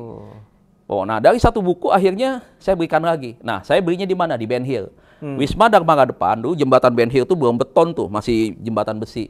Iya. Di pinggir jalannya dulu banyak toko buku, tukang buku yang ngejual bekas. Selain di kebun kacang dulu, toko buku bekasan banyak tuh, kebun Iya. kacang. Nah, Ben Hill tuh. Nah, di situ saya anak kecil, Pak, yang beli stensilan, Pak. Di situ. Nah, akhirnya kan saya sewain. Iya. Sampai ke sekolahan saya SMP pun saya sewain. Yang nyewa siapa? Satpam, Oh. tukang sotomi, tukang siomay, Wah. begitu. Tukang jajanan anak-anak sekolah, Iya. itu nyewa stensilnya sama saya. Saya beli Tapi zaman nggak ada itu guru gopek. ya yang nyewa. Nggak ada guru. Mungkin kalau saya tawarin mungkin dia mau. Tapi Pak waktu itu saya beli gopek buku stensilan itu. Kalau Wow, saya beli, mahal kalau juga ya. ya gopek zaman itu. Makanya tapi cepet Pak dapatnya Pak. Saya nggak ambil keuntungan itu buat saya misalkan beli jam tangan, Buat misalkan jajan begitu, apa buat gitu. beli raket, misalkan gitu. Enggak. Tapi saya pakai buat beli lagi. Jadi saya puterin buat, jadi bukunya makanya sampai 100 begitu. Oh. Nah, akhirnya saya puterin ke sana dan akhirnya jadi banyak dan saya taruh di atap di kamar mandi ada celahnya saya taruh di situ. Kan nenek-nenek, tante saya juga nggak mungkin naik ke kamar mandi kan, begitu. Nah, akhirnya saya yang jualin. Satu kali pernah ketangkep. Jadi memang saya kasih ke anak teman saya ini namanya namanya Rudi di karet. Saya ajarin cara bacanya, Pak. Udah jadi pengedar, tukang nyewain stensilan, ngajarin juga cara bacanya. Tempat yang aman, satu toilet. Lu baca, bilang aja, buang air besar, satu. Yang kedua, lu belajar, ditutupi pakai buku pelajaran. Oh. Begitu, belajar gitu. Lupa-lupanya diambil pilihan kedua. Dia baca Pakai di buku pelajaran sambil tiduran. Mamanya lagi setrika baju. Iya. Jatuh itu buku, Pak. Iya. Mamahnya baca. Maaf ya, Pak. Itu Annie Ernaux dulu. Cerita aja tidak ada gambar. Belakangan kemudian ada cerita ada gambar pornonya di situ. Wow. Dan memang benar-benar kelihatan dan tidak ditutupin. Ngamuk mamanya. Iya. Dibawalah ini anaknya. Dan dia buka mulut, Pak. Karena digebugin sampai mamahnya sampai demikian parahnya. Padahal ini anak pintar sekali berprestasi di sekolah. Oh. Bawa ke mama saya. Wow. Wah, habis Pak saya sama mama, Pak. Akhirnya disita sama mama. Mana buku yang lain? Kebetulan di bagian lemari saya ada selipin ada kurang lebih 6 buku. Akhirnya disita sama mama saya. Mama saya marah aja bukan main. Tapi kalau mama marah, kalau mama itu saya udah diem, Pak. Nggak berani, Pak. Segalak-galaknya saya emosiannya kalau mama saya udah nyerah dah, udah begini dah. Sampai akhirnya diaduin ke sekolah. Padahal di sekolah, Pak, teman perempuan, teman lelaki semua itu pada sewa. Kacau, Pak. Jadi teman-teman yang di SMP ingat lah, tahu lah. Biasanya kalau kalian teman-teman ada yang pernah ini kan, memori kebandelan saya dulu. Ini di SMP Battle nih. SMP Battle, Waduh. Tambulan pada waktu itu. Tahun 86 kan saya udah di SMP Battle kelas 1 kan. Iya, iya. Padahal guru juga galak waktu itu. Ada Pak Bob, ada Ibu Paulina. Ibu Paulina salam hormat, Ibu Pendeta ya salam hormat. Ini anak murid Ibu yang dulunya bandel, nggak pernah pakai sepatu hitam, nggak pernah pakai kaos kaki, nggak pernah pakai tanda lobet SMP, lokasi nggak pernah pakai, baju dikeluarin, tangan diokem. Hari ini doa Ibu membawa saya kepada satu perubahan yang sangat luar biasa. Luar biasa ya. Jadi itu Pak, jadi memang, dan saya nggak bisa lepas dari stensil itu sampai saya udah terima Tuhan sebenarnya. Jujur di kuliah di Ukrida itu, tahun 93 itu saya baru bisa lepaskan itu stensil semua. Karena bukan stensil aja sebenarnya, ada permintaan untuk buku-buku majalah Playboy dari luar. Seperti Vista pada waktu itu, Playboy, dan buku-buku dari Asia, dari Jepang, dan seterusnya. Itu kan saya ambil dari Pasar Senen dulu, beli. Biasanya saya datang ke sana, dekat terminal, kan banyak toko buku tuh, saya nggak usah sebut di los berapa, di blok berapa. Nah, siapa penjualnya. Itu kalau kita pilih buku itu masuk ke dalam, itu ada pintu Pak. Jadi kita jongkok masuk ke dalam, dikasih lihat bukunya semuanya. Kita pilih di situ. Wow. Iya. Nah, jadi itu untungnya lumayan. Termasuk stensilan, kalau kita beli nih, kita jual tuh. Saya belinya 4,5. Jualnya 600 perak pada waktu itu. Begitu. Keuntungannya udah jelas tuh udah. Bisnis tuh Pak, bisnis kotor itu. Iya. Sampai ke majalah-majalah porno yang luar. Nah, jadi itu. Nah, selain saya konsumsi sendiri, saya baca, ya itu juga. Nah, Pak Dedi, karena suka dengan stensilan, lalu majalah-majalah porno, meningkat sampai menyukai wanita dewasa. Betul. Wanita yang jauh lebih tua. Betul, nah, bagaimana akhirnya di usia 19 tahun Anda dapat terlepas dari kebiasaan buruk itu? Iya, jadi memang saya akhirnya berhayal ya. Dari awal saya membaca kisah yang sangat menarik tentang hubungan seks liar antara anak muda berondong zaman sekarang dengan tante-tante. Akhirnya membuat saya terobsesi Pak. Terobsesi tentang itu tadi. Bagaimana di cerita itu dikisahkan si tante itu memeluk, menggandeng, mencium, dan seterusnya itu. Dan selama ini secara tidak langsung saya ingat, ternyata sekarang ya saya tahu. Saya ternyata juga nggak dapatkan itu dari mama. Karena mama sibuk gantikan papa kan. Jadi memang saya anak dipeluk mama, disayang mama. Enggak pernah Pak. Enggak pernah juga. Mama ada secara fisik, dia cari nafkah buat saya. Dibutuhkan oleh seorang anak. Iya, tapi mama saya juga mungkin dekapan. Selain dia juga nggak bisa, mungkin malu menahan beban hidupnya seperti itu. Kemudian dia merasa juga capek, letih, atau berbagai macam pandangan dan pikiran ada dalam diri dia. Sampai dia juga, atau dia melihat saya juga mungkin karena kaitan dengan papa, seorang laki-laki, jadi dia dingin seperti itu, bisa aja. Tapi akhirnya saya nggak dapatkan itu, dan saya baru sadar sekarang. Oh, ternyata saya kehilangan dua figur orang tua secara tidak langsung. Jadi saya senang dengan, makanya kalau ketika teman-teman saya, mamahnya kalau terima rapot tuh Pak, saya selalu datang pagi-pagi. Saya suka liatin mama-mamanya, saya bilang, aduh seneng ya punya mama kayak begini ya, cantik, baik, putih gitu. Bahkan sesekali gak timbul imajinasi seks Pak, membayangkan itu. Jadi pikirannya udah kotor banget, nggak jauh dari kita. Seperti itu. Itu masa SMP, SMA itu sudah dikuasai pikiran itu terus ya? Iya Pak, pikiran seperti itu. Dan saya nggak suka dengan perempuan-perempuan yang seusia, nggak suka. Makanya saya nggak genit, saya nggak jahil. Punya pembantu di rumah juga dulu ya, seusia nggak punya pikiran macam-macam. Begitu. Bahkan pembantu saya kasih baca stensil Pak. Namanya Mbak Imas. Tanpa sewa. Teh Imas ya, orang Cianjur, Cugenang. Dia tahu tuh, ingat. Jadi saya cerita ini semua ada faktanya, ada buktinya, ada saksi yang bisa lihat. Nah, saat Anda sekolah di SMA Bethel, ada pengalaman seperti kesetanan. Memukul anak sekolah lain. Dan dari situ Anda mulai mengenal Yesus lewat seorang guru. Bisa cerita bagaimana titik balik itu terjadi? Ini peristiwa ketiga Pak, yang sebenarnya hampir saya bunuh itu anak. Jadi persoalannya karena dia anak keluar, dari SMP keluar, masuk ke sekolahan di situ. Saya kan jadi ketua OSIS di SMA, bukan karena pintar. 2 tahun saya pegang OSIS itu, memang nggak ada macam-macam Pak. Karena memang selain saya jago berantem, dia tahu saya seorang atlet wusu kan, bela diri macam-macam itu. Dan dulu SMP juga berantem juga, kita sama-sama di lapangan, kalau istilah orang bilang di jalur kayak begitu ya. Nah, saya tuh satu kali, karena ada teman saya dari SMP itu digodain kelewatan menurut saya. Iya, digodain di depan mata saya. Temen cewek? Temen cewek. Ya, sampai dicubit-cubit, ditarik-tarik tangannya, maaf, sampai dipegang-pegang pinggangnya begitu. Di depan saya Pak. Teman-teman anak SMP yang dari luar itu pada ketawa-ketawa. Di situ saya nggak bisa terima. Istilahnya melecehkan teman. Di situ saya nggak bisa terima Pak. Saya sih sebenarnya nggak pernah ganggu teman-teman yang masih satu sekolah dengan kita, adik-adik kelas juga saya nggak pernah ganggu Pak, kita sama-sama begitu. Tapi ketika itu mulai diusik, nah saya berdiri di situ Pak, di situlah saya kesetanan Pak.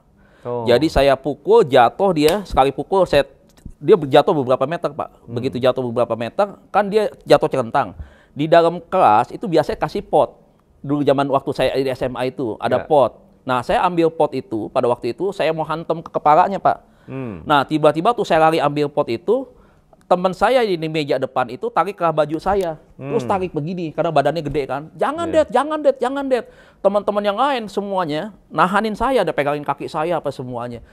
Keributan di kelas itu, pada waktu itu akhirnya kan guru cewek yang ngajar. Akhirnya guru cewek itu panggil guru BP. Nah, guru BP saya di sinilah namanya Pak Leo. Pak Leo orangnya agak gemuk, tinggalnya di Setiabudi, Sumbangsi, dekat SMA 3 tinggalnya. Nah, kalau ada anaknya Pak Leo, ya salam hormat saya buat papa, sudah almarhum. Badannya besar, saya dirangkul sama Pak Leo nggak gerak. Akhirnya dibawa ke ruang BP, saya ditampar Pak di situ Pak. Anak-anak semua suruh bubar semua pulang. Itu pot pecahnya sampai, waduh Pak, pecahnya sampai betul-betul. Itu potnya tebal. Pot yang dulu depannya ada keramik, bekas keramik ditempel Pak. Oh iya, Begitu. iya. Nah akhirnya saya dibawa ke ruang BP, saya ditampar, semua suruh bubar dulu. Sampai anak semea, kan abis SMA waktu itu semea masuk. Sampai anak semea masuk, saya boleh pulang. Di hari itu dia bilang, kalau kamu besok sebelum kamu diskorsing, kamu datang dulu ke rumah nanti sore. Dicatetin alamatnya. Dari Sekaret ke Setiabudi kan saya lewat Bem aja, motong kan sudah lewat belakang Sahid, udah deket. Akhirnya saya ke sana. Nah waktu saya di sana itu ternyata saya dijamu, diundang, dikasih minum gitu ya, disuruh minum.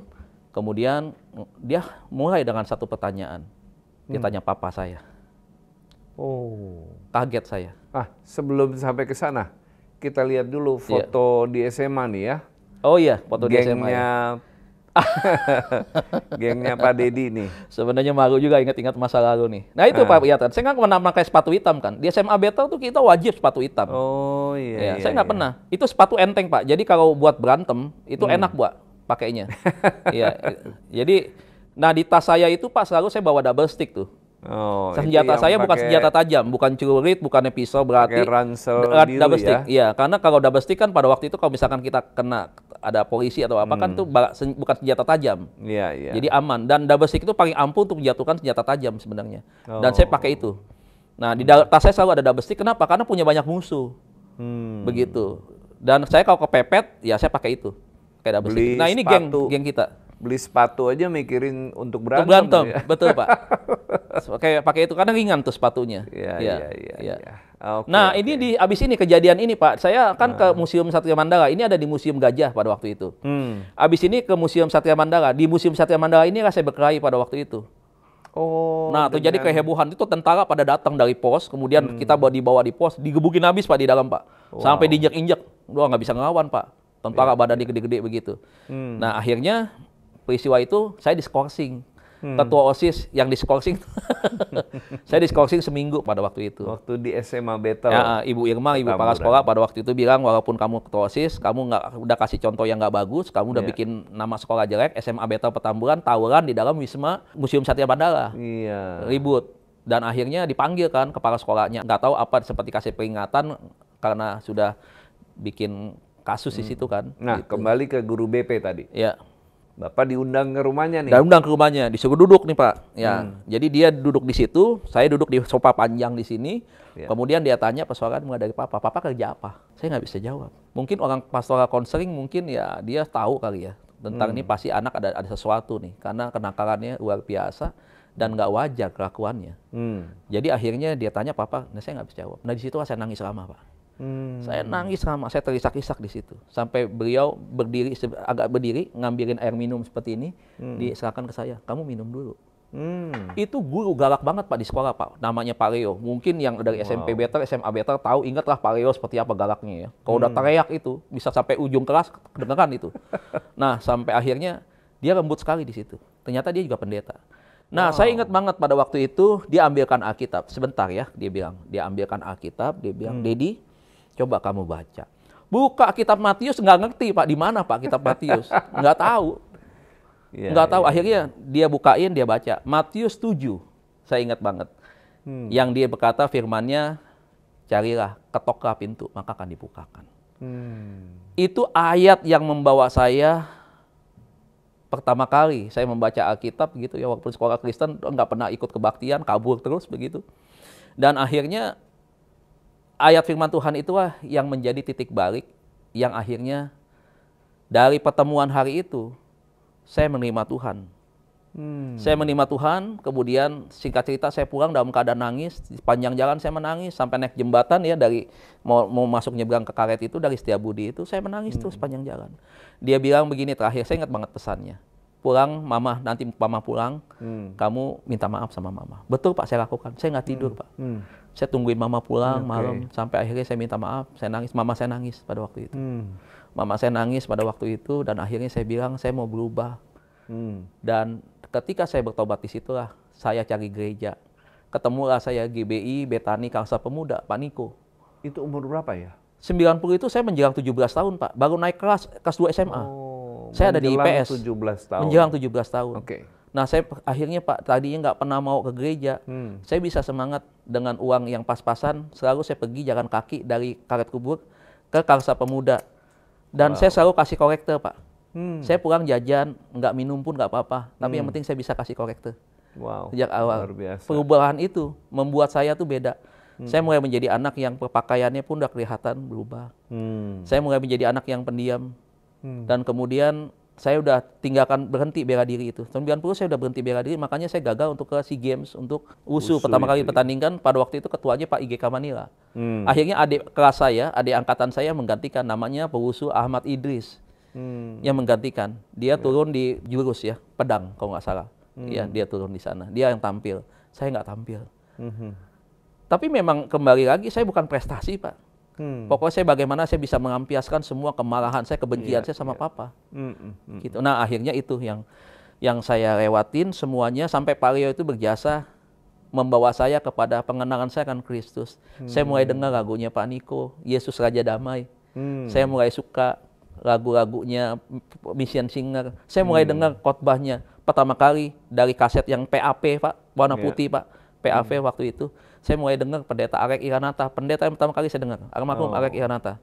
Terus mulai dengar lagi Ibu Mary Kristianti, khotbahnya Evangelis Mary Kristianti saya dengar. Dan disitulah saya, Pak Niko nggak pernah gerejanya terlambat. Saya duduk paling belakang di Wisma Karsa Pemuda, kan ada undakan tuh. Saya duduk di belakang dengan saya lihat mimbarnya tulisan Successful Bethany Families. Saya pulang selalu damai sejahtera. Berbeda sekali Pak kehidupan itu Pak setelah saya terima Tuhan. Dan dari situlah saya mulai kumpul dengan anak-anak SOS, termasuk Billy Nyotora Harjo itu kan adik kelas saya, anak Pak Niko di SMA Bethel, dia angkatan kedua di bawah saya. Nah Billy itu akhirnya ketika saya jadi ketua OSIS kan saya tunjuk sebagai seksi kerohanian. Nah akhirnya saya mulai aktif di situ. Stensil mulai saya bakar Pak. Majalah-majalah porno saya mulai bakar. Saya tinggalkan itu semuanya, saya udah nggak baca-baca lagi. Tetapi masih ada beberapa yang saya pilih. Yang tadi kaitannya biasa hubungan tante-tante. Kalau sekarang kita belajar tentang psikologi, ternyata saya mengalami gerontofilia, yaitu satu gangguan yang dorongan seksualnya itu lebih suka kepada wanita yang dewasa. Makanya dulu Debbie Cynthia Dewi, kemudian Rima Melati, kalau di majalah Femina, ini bukan foto telanjang, bukan foto sopan, itu saya guntingin Pak. Saya clipping di buku gambar. Karena saya saking mengidolakannya. Dan saya sampai ngimpi-ngimpi Rima Melati itu jadi mama saya. Oh gitu. Begitu. Jadi karena saya memang akhirnya gitu, gerontofilia itu Pak. Karena tidak mendapatkan perhatian dan kasih sayang mama. Iya, saya tidak langsung. Nah Pak, Bapak bisa bayangkan, punya orang tua, tapi anaknya tidak mendapatkan perhatian penuh, rasa kasih sayang itu tidak ada, itu tersiksa banget Pak. Iya. Begitu. Dari tante-tante juga nggak dapat ya? Nggak ada Pak, tante lagi. Boro-boro ya? Boro-boro. Mama sendiri aja nggak merhatiin? Mama sendiri yang nggak perhatiin. Oh. Ya, itu. Ya, Pak Dedi, Anda kemudian dibaptis tahun 1991. Ya. Nah, apa yang Anda rasakan saat itu? Apakah Anda langsung terlepas dari dendam kepada ayah? Dan juga perkelahian serta keterikatan akan pornografi, atau gimana prosesnya? Perkelahian saya bisa tinggalkan Pak. Saya udah bisa tinggalkan. Saya udah sejak 91 itu tidak berkelahi lagi. Kenapa? Istri saya ini jadi saksi. Karena ini istri saya adalah wanita pertama. Saya jatuh cinta pertama kali, first love saya, dan akhirnya jadi istri saya. Jadi saya nggak pernah pacaran dengan perempuan-perempuan lain. Di SMA? Iya, dari SMA. Ketemunya di SMA. Iya. Nah dia lah salah satu yang berperan juga yang mengubahkan kehidupan saya. Dari 91 boleh tanya dia. Saya tidak pernah ada kasus perkelahian. Oke. Sudah berhenti. Dari terakhir itu Pak, yang saya mau bunuh teman saya, lempar pakai pot itu. Di situ udah stop. Itu yang paling terakhir momen itu. Dan akhirnya saya berubah. Saya mulai rajin Pak, ikut persekutuan doa kemana-mana saya ikut persekutuan doa. Dan ikut paduan suara. Ketua OSIS berubah nih ya? Ketua OSISnya berubah. Dulu nggak pernah pakai sabuk. Sekarang berubah semuanya. Begitu. Nah saya kadang juga mikir begitu, kok bisa ya? Dari hal yang tidak mungkin, ternyata bisa. Nah singkat cerita perjalanan waktu itu akhirnya saya semakin berubah di dalam Tuhan. Perkelahian semua bisa ditinggalkan. Tapi yang namanya dendam Pak, dengan orang tua, nggak pernah Pak. Nggak bisa. Saya baru bisa lepaskan itu Pak setelah Papa dalam kondisi keadaan sekarat. Jadi Pak, di proses saya udah percaya terima Tuhan, melayani Tuhan di mimbar, itu semua kepalsuan Pak. Saya hidup dalam kepura-puraan. Sakit hati itu masih, dendam itu nggak bisa hilang lama. Makanya saya diperbudak oleh itu tadi kepahitan dan luka batin yang sudah terlalu lama begitu, yang sudah mengakar kuat. Jadi Pak, saya di mimbar saya bisa muji-muji Tuhan, ngangkat tangan kami di Pentakosta berbahasa roh bisa Pak. Tapi hatinya jadi nggak tulus Pak, semuanya palsuan. Pak Dedi mulai terjun dalam pelayanan di gereja, jadi singer, betul. Itu pembaca pengumuman, pembaca pengumuman itu doa syafaat. Pura-pura aja itu. Pura-pura aja Pak, acting aja. Makanya nih, dulu ada SPK, saya pengikut Kristus. Kemudian dari Abalov, dari Pak Edi Rio ada yang pelayanan, itu kan SPK. Dari Pak Niko HMC. Sorry Pak, setiap ada pelayanan pemulihan Pak. Kan kita disuruh mengampunin Bapak kan, di hati Bapak, di sisi hati Bapak. Oh siapa yang ini, wah semua teman pada nangis, ingusnya pada keluar. Saya di belakang duduk Pak, tenang aja. Nggak tergerak? Nggak tergerak sama sekali. Saya bilang begini, lu sih enak cuma ngomong doang. Ayo kita ngampunin orang tua, ayo kita begini begitu. Karena lu nggak ngalamin, saya bilang. Oh saya tahan Pak, saya nggak mau maju. Wow. Saya nggak mau maju. Bertahun-tahun ya? Bertahun-tahun. Saya ikut HMC berapa kali sampai jadi fasilitator. Bayangkan jadi fasilitator, nggak pernah altar, jadi fasilitator doain orang. Hatinya masih dendam. Hatinya masih dendam. Makanya itu semua pelayanan kepalsuan, pura-puraan semua Pak. Ya saya akuin aja Pak itu Pak. Wah kalau di depan orang kita angkat tangan berasa, waduh kayaknya rohani banget. Padahal hatinya di dalamnya. Hati orang siapa yang tahu? Semuanya kan kepalsuan yang kita tampilkan. Jadi karena begitu dalamnya sakit hati, sehingga ketika mau dijamah pun menolak. Menolak Pak, nggak mau diubah sama Tuhan. Nggak mau Pak, nggak mau. Tidak ada seorang pun ya pembicara-pembicara yang bisa membawa saya untuk saya bisa ampunin Bapak. Mau siapa dari Pak Niko di timnya? Mau siapa dari Petamburan yang bisa? Begitu. Ikut champion gathering ikut apa segala macam Pak. Nggak bisa Pak, orang didoain tumpang tangan rebah, jerit-jerit apa, saya boro-boro. Sekali ditumpangin tangan untuk pengurapannya, saya pasang kuda-kuda Pak. Yo, mantan busu Pak. Iya, pagi ada yang tipe-tipe suka jorok-jorokin orang begitu kan, begitu tuh. Hilang keseimbangan kan. Kalau kaki kiri kita nggak di depan Pak, nggak bisa, roboh kita. Iya. Saya coba aja gue dorong. Jangan-jangan gue sekali gue senggol yang jatuh. Jadi waktu ditumbangin tangan ada perlawanan ya? Perlawanan. Balik aja. Naga dalam Pak. Tahan napas, tarik tahan, dorong, ini balik Pak, ini kayak per nih Pak. Gitu. Dan memang saya nggak suka dengan tipe-tipe hamba-hamba itu, pendeta-pendeta dia suka main palsuan, urapan-urapan begitu. Seakan-akan kau tumpangin orang sampai ngerebah begitu, dia hebat, dia penuh pengurapan. Ada kebanggaan gitu ya. Tekniknya kesini Pak, keseimbangan kita lah. Kalau ditolong ke belakang, gitu kan, ditarik, dilepas, didorong ke depan, ditarik ke belakang, jatuh lah Pak. Saya kuda-kuda nih kaki kiri nih. Woi kuat nih. Iya cakar ayamnya kuat. Lu dorong dah berkali-kali dah. Iya sampai tangan lu pegang nih. Balik lagi nih. Begitu. Ini pendeta yang buka rahasia pendeta nih. Saya mau buka ini apa adanya. Iya. Karena memang saya nggak suka. Namanya mimbar ya. Pak, kita kan pakai itu pelayanan itu kan harus semuanya berjalan apa adanya. Biar Tuhan yang bekerja, bukan kita yang bekerja Pak. Ya Tuhan aja semuanya. Kan kita juga sebagai hamba kok. Kita sebagai perantara doang. Tidak boleh manipulatif. Iya, jangan manipulasi di dalam gereja, dalam pelayanan lah begini begitu. Saya enak juga kadang-kadang model-model kayak begitu Pak. Iya. Ada tuh ya. Ada sampai hari ini Pak. Saya kan di sinode yang Bapak tahu sendiri kan sinode saya kan. Begitu kan. Yang namanya perpuluhan, yang namanya mujizat, yang namanya karunia roh. Bahasa roh apa semua itu kan dipraktekkan di sinode kami begitu. Tapi saya nggak mau yang tipu menipu. Buat saya orang didoain lebah tidak lebah itu bukan persoalan buat saya. Begitu. Biar Tuhan bekerja. Lah saya mana buktinya Pak? Pada saatnya saya nggak lebah kok. Ada yang lebah begitu hidupnya kotor lagi. Saya kan nggak lebah-lebah Pak. Iya, Dan saya iya, nggak pernah iya. mau maju kan mau untuk pemulihan. Jadi Tapi tidak. giliran Tuhan udah pulihkan, nggak usah harus rebah, saya berubah sendiri. Iya, iya, iya. Jadi tidak munafik ya, Tidak Pak munafik, Dedi? Pak. Nggak usah lah, udah kita mah udah ibadah sama Tuhan, bawa hati aja lah. Iya. Udah, itu Amin. aja. Nah, Pak Dedi, Iya. Anda juga pernah kerja di Jepang, Iya, betul. mengajar badminton. Emang pernah sempat Nah, jadi ini pelatih?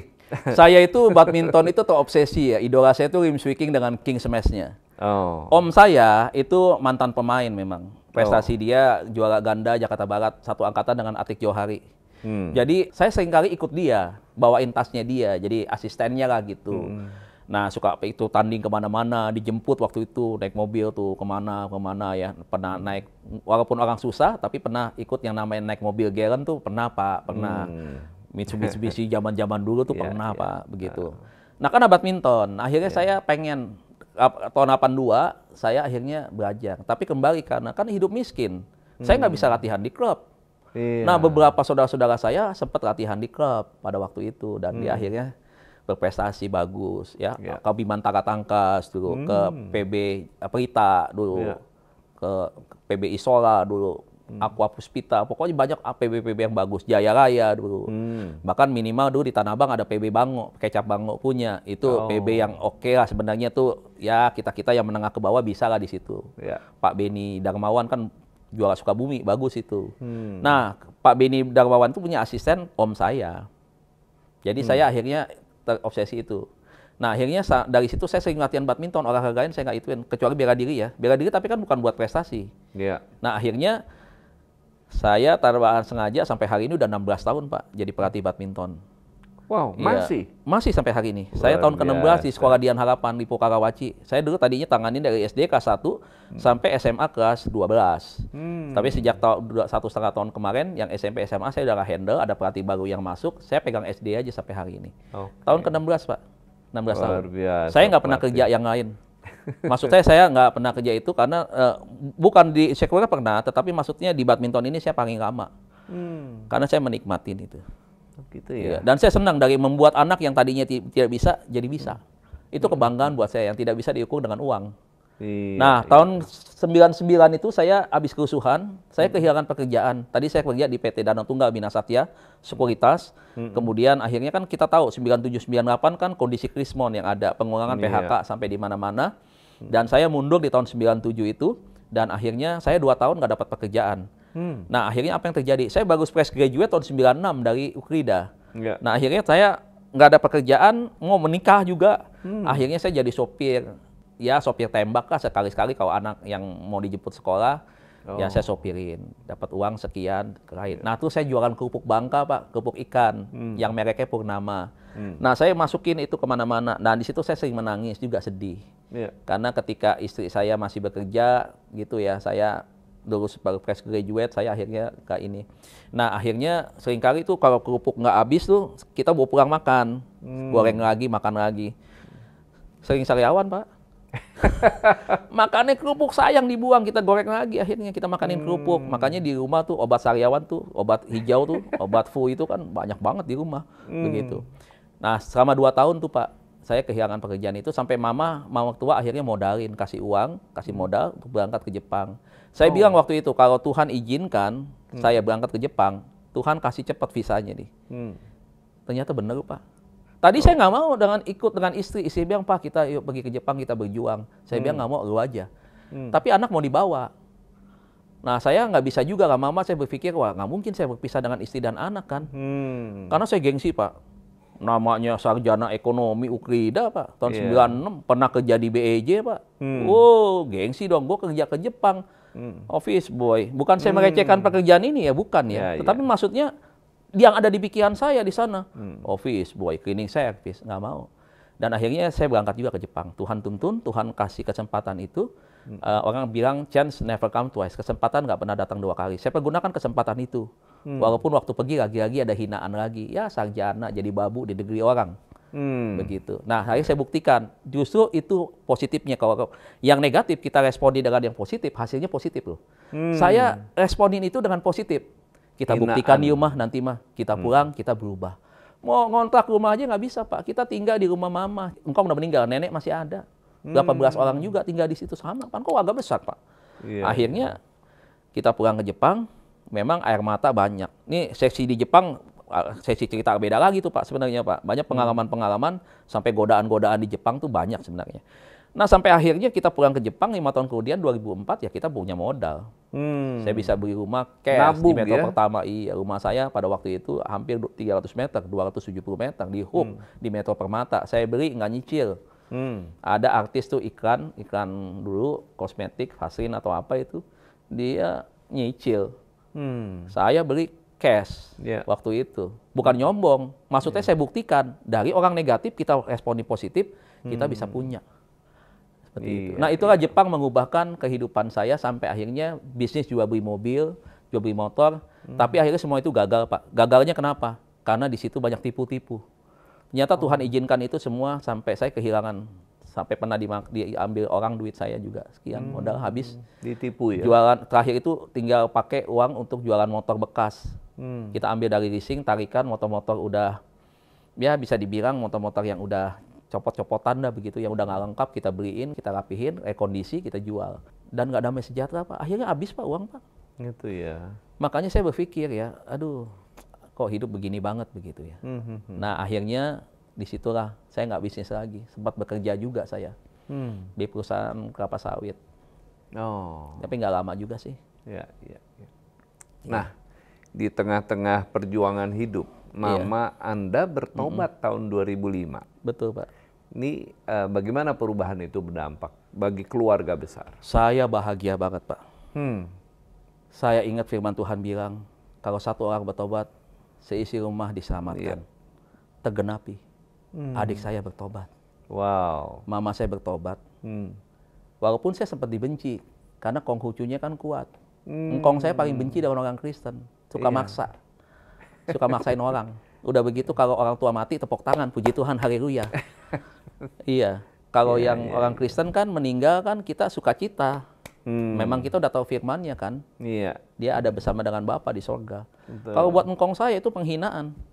Anak kurang ajar, anak durhaka. Bapak lu mati, lu tepuk tangan, nyanyi puji Tuhan, haleluya.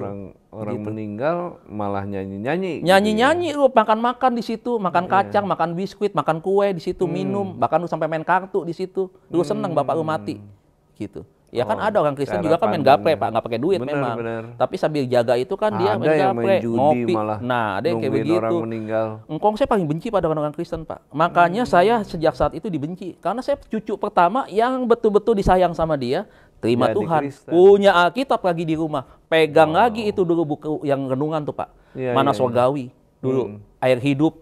Iya. Dapat. Benci banget dia. Benci Pak. Masih numpang di rumah Engkong tapi pegang Alkitab, nah, pegang begitu itu, Pak. Ya. Udah jangan ditegur sama Engkong. Lu Engkong kalau dapat duit ya suka bagi saya. Sejak saya Kristen tuh Pak, nggak pernah bagi duit. Dulu dia suka makan sate kambing di gusuran tuh, karet itu yang mau ke dekat Dharmala. Soto kambing, kaki kambing apa. Suka ajak saya. Tapi nggak makan daging kambing, saya makan sate. Tapi dia bayarin. Sejak saat itu enggak. Dia pergi sendiri. Iya. Oh gitu. Iya. Sekoteng dia suka banget kan. Dulu saya Engkong saya kan memang artinya karena memang dia butuh temen, ya saya temenin begitu. Tapi sejak gagal Kristen nih, pernah saya nggak sengaja nyenggol meja abu, disumpah-sumpahin Pak, saya Pak. Waduh. Karena abunya tumpah kan, gitu. Disumpah-sumpahin, betul-betul disumpahin. Jadi udah dikutukin juga nih.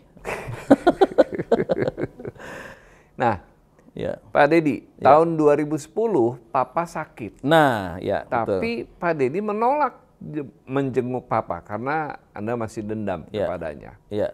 Nah, sampai akhirnya Papa meninggal. Betul. Bisa cerita nih momen terakhir saat Anda datang ketika peti hampir ditutup. Nah, apa yang terjadi? Saya ditelepon Mama. Tumben nih Mama telepon ada apa? Saya angkat kan telepon saya. Saya lagi mancing tuh Pak. Saya kan hobi mancing. Ya, lagi mancing di empang. Iya. Dad katanya, Mama dapat kabar dari Akoh lu. Nyebut adik Papa kan Akoh. Dari Akoh katanya. Kenapa? Karena itu tuh katanya Papa udah kritis. Kayaknya udah nggak mau ada hampir nih. Katanya dia bilang dari anak istri-istri lain nih pada kumpul semua tuh Pak. Tinggal lu doang nih bertiga yang belum datang. Mungkin dia nungguin lu kali dia mau pergi. Lu tengok gih katanya gitu. Di rumah sakit mana nih? Di rumah sakit Persahabatan. Nah itu.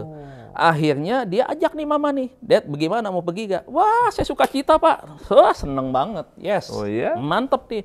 Hmm. Lu makan tuh karma lu, Hmm. lu rasain tuh penderitaan lu, begitu. Jadi Kan cancer dalam paru-paru dia rangka- Pak, kan dalam pernah cancer rangka paru-paru. mau melampiaskan kebencian. Itu yang kedua, yang pertama bapak saya bangkrut habis-habisan. Oh. Habis, jadi sopir terakhir dia. Oh. Jadi sopir buat ngangkut barang tuh, kerja sama adeknya. Oh. Nah akhirnya udah itu ucapan syukur saya tuh, ucapan syukur yang salah nih, jangan Iya, diikutin. iya, iya. Dia bangkrut. Artinya ketika dia bangkrut, saya berharap dia nggak kawin lagi. Ternyata dia kawin lagi, anaknya dia dengan anak saya seumur. Ya ampun. Orang Bekasi itu istrinya, orang Pribumi. Hmm. Nah singkat cerita, dikabarin yang kedua, berita yang nggak bagus itu. Wah saya seneng, saya nggak mau datang.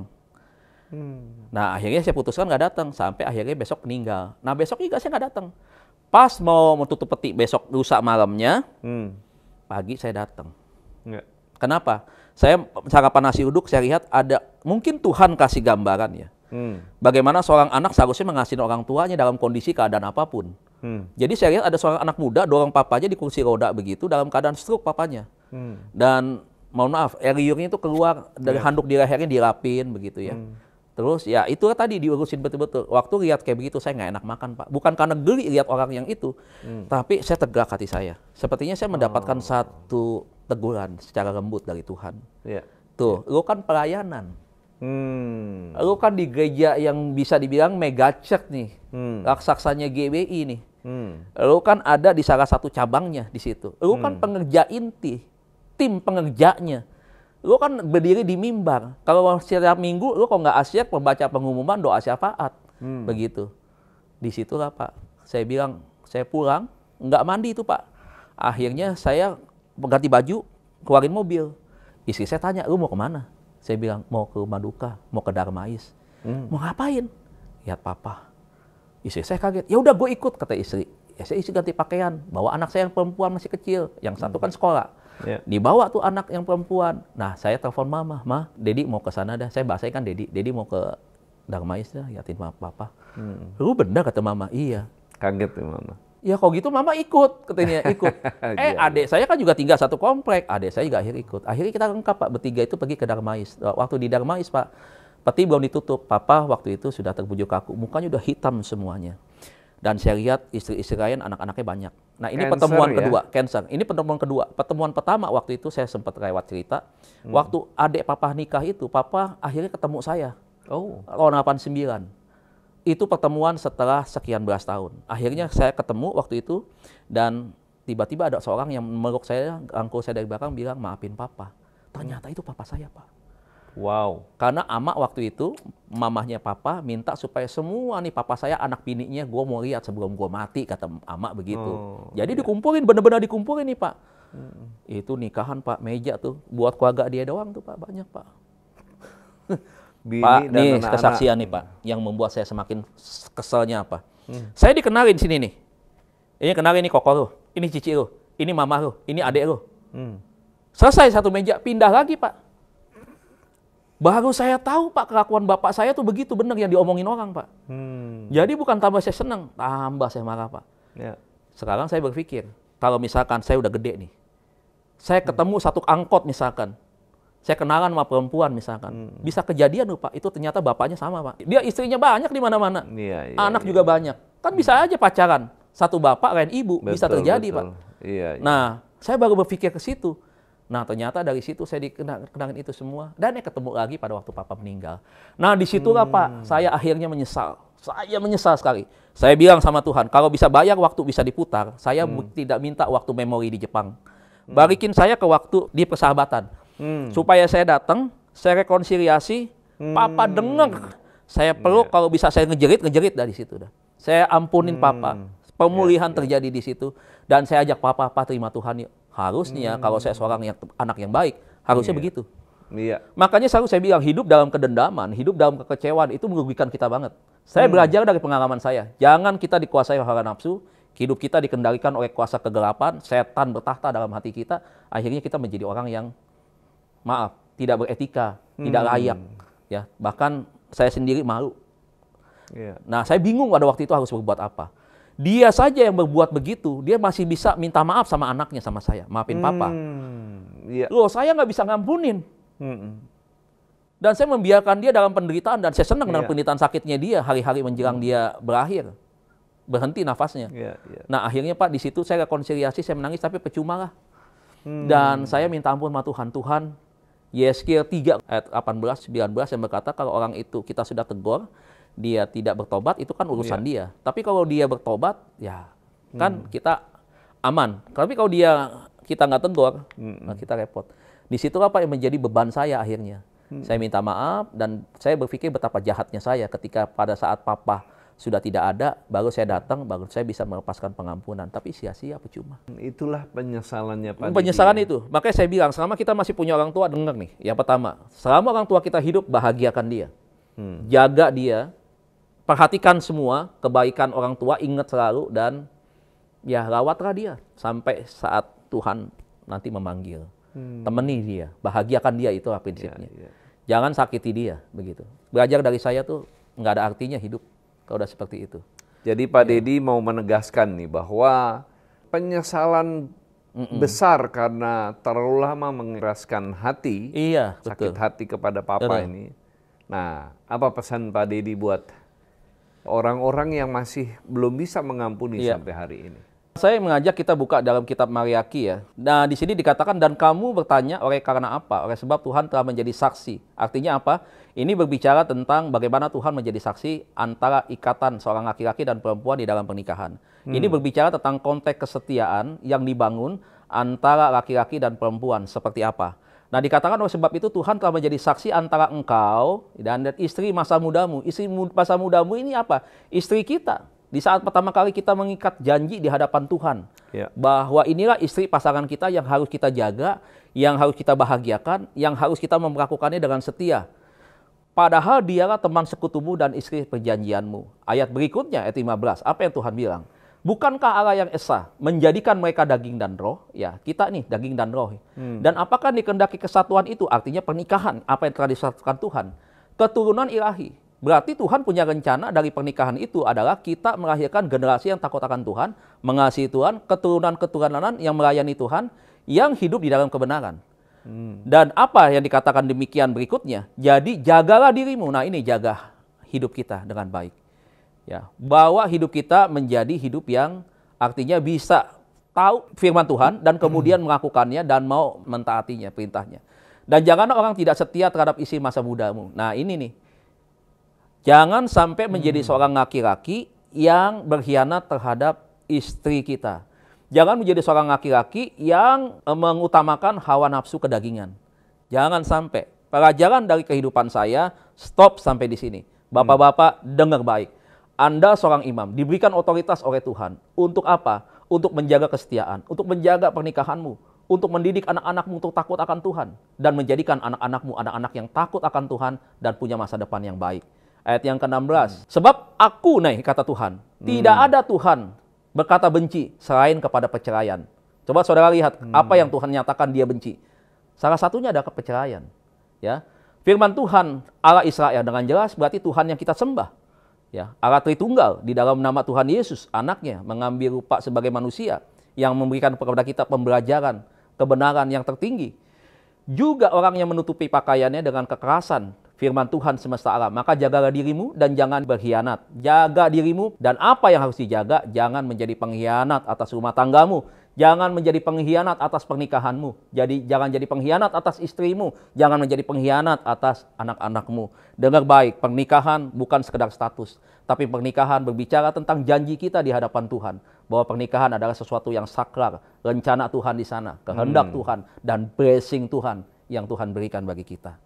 Jadi saya berharap jaga rumah tangga kita, perhatikan anak-anak kita, dan kasihi, cintai istri kita sampai maut memisahkan. Itu yang saya harapkan. Pak Dedi, untuk nasihatnya yang luar biasa. Nah, setelah perjumpaan dengan papa yang sudah meninggal, lalu mengampuni. Betul, Pak. 3 bulan kemudian Pak Dedi ngambil keputusan masuk sekolah teologi. 3 bulan saya ada di salah satu kondisi keadaan kegalauan hati, Pak. Oh. Saya kok nggak nyaman hati ini. Saya merasa bersalah yang sangat besar, berdosa, malu, campur aduk di situ. Dan saya akhirnya, saya percaya, nggak harus rebah-rebah Pak, pertobatan itu. Iya. Saya keraskan hati puluhan tahun Pak, sampai akhirnya ketika waktunya Tuhan menjamah. Saya hands up, saya terkapar, saya tersungkur. Dan saya bilang, Tuhan, setelah 3 bulan itu saya sempat berkomunikasi dengan istri. Saya bilang, mah kok kayaknya panggilan kuat ya. Usaha kita berapa kali saya gagal. Bekerja juga saya sepertinya saya tidak punya potensi ke situ. Walaupun background saya ekonomi. Tapi kok ada sesuatu dorongan yang lain. Sejak perjumpaan terakhir dengan papa itu di peti mati itu. Dan akhirnya saya bilang, aku rasanya mau lanjut sekolah teologi ya. Istri saya bilang apa? Pah ngapain? Kan udah pelayanan. Umur kamu udah tua. Nggak usah kuliah-kuliah lagi. Dia bilang begitu. Lebih baik kita fokus saja ke anak-anak. Lebih baik uang kuliah kamu buat nanti kumpulin buat anak. Tapi saya nggak bisa nerima juga pada waktu itu. Akhirnya saya bilang, kasih tanda yang kedua, makanya 3 bulan. Waktu saya ngomong lagi, istri saya bilang apa? Ya terserah kamu kalau itu memang panggilan. Akhirnya saya pergi ke sekolah teologi. Waktu itu masih jadi agen asuransi prudensial Pak. 2008 saya jadi agen prudensial waktu itu. Dulu kantor kita di sini nih, di Tamrin. Akhirnya saya kok bisa langsung ke STT Better the Way. Saya mendaftar di situ, ternyata kuliah itu sudah lewat 3 bulan. Udah tinggal 3 mata kuliah. Yang terima saya Pendeta Iksan Palopo. Pak Iksan bilang begini, bro, dia bilang, ini udah telat 3 bulan nih katanya. Lo tetap mau kuliah? Dia bilang begitu. Ya saya bilang iyalah, saya kuliah lah. Saya bilang pokoknya bagaimanapun saya kuliah. Saya kuliah di Better the Way, saya ambil Magister Artium, MA waktu itu. Nah dari sejak saya kuliah di situ Pak, saya nggak berhenti Pak kuliah. Bukan untuk menjaga, kerinduan saya, kehausan saya itu kuat. Sampai saya berhenti kuliah 2018, dari 2010. 8 tahun saya belajar teologi. Dan itu akhirnya saya mulai menemukan pelayanan saya. Dan dulu saya merecehkan orang yang sekolah teologi. Mau jadi pendeta nggak ada duit, mau ngapain? Mendingan gue sekolah ekonomi, gue jadi manajer. Gue bisa perusahaan besar, gue bisa kerja di Asahi, gue bisa kerja di Sinarmas, ini itu dan seterusnya. Dulu pikiran begitu. Udah ketahuan nih di saham dulu kan, di BEJ, belum BEI waktu itu namanya. Sombong. Ternyata begitu sekolah teologi. Cuman bilangnya begini, kenapa nggak dari dulu gue lulus SMA, gue sekolah teologi. Bahkan saya bilang, Tuhan, sepertinya saya menyesal nih sekolah teologi, saya udah terlambat kok 2010. Tapi saya percaya, Tuhan seperti berkata di dalam hati saya nih, nggak ada yang terlambat buat Tuhan. Mungkin itu waktunya Tuhan memproses dari sejak saya awal sampai akhir. Di 2010 itulah Tuhan memastikan dia memilih saya Pak. Dan saya baru tahu hari ini. Kenapa seringkali saya sepertinya ya itu tadi jatuh bangun, nggak menemukan damai sejahtera di bisnis, apa segala macam. Ternyata Tuhan di sini. Dan istri saya hari ini memahami dan mendukung saya. Dia bilang, Pak, ternyata kamu menemukan panggilan kamu yang sesungguhnya. Ternyata Tuhan mau kamu di sini. Saya berpikir lagi, kehidupan saya harus saya saksikan untuk jadi berkat. Saya mau kita bukan hanya sekedar melayani Tuhan, tapi bagaimana juga kita bisa mengerti bahwa setiap rencana Tuhan dalam hidup kita pasti yang terbaik. Dan yang kedua adalah bagaimana kita menjadi orang Kristen yang sungguh-sungguh di dalam arti melayani Tuhan. Itu Pak, akhirnya membawa saya. Dan jemaat yang saya pimpin hari ini adalah fokusnya memang ke keluarga dan juga kepada amanat agung. Kami nggak berbicara tentang blessing berkat jasmani, kami nggak pernah bicara soal itu.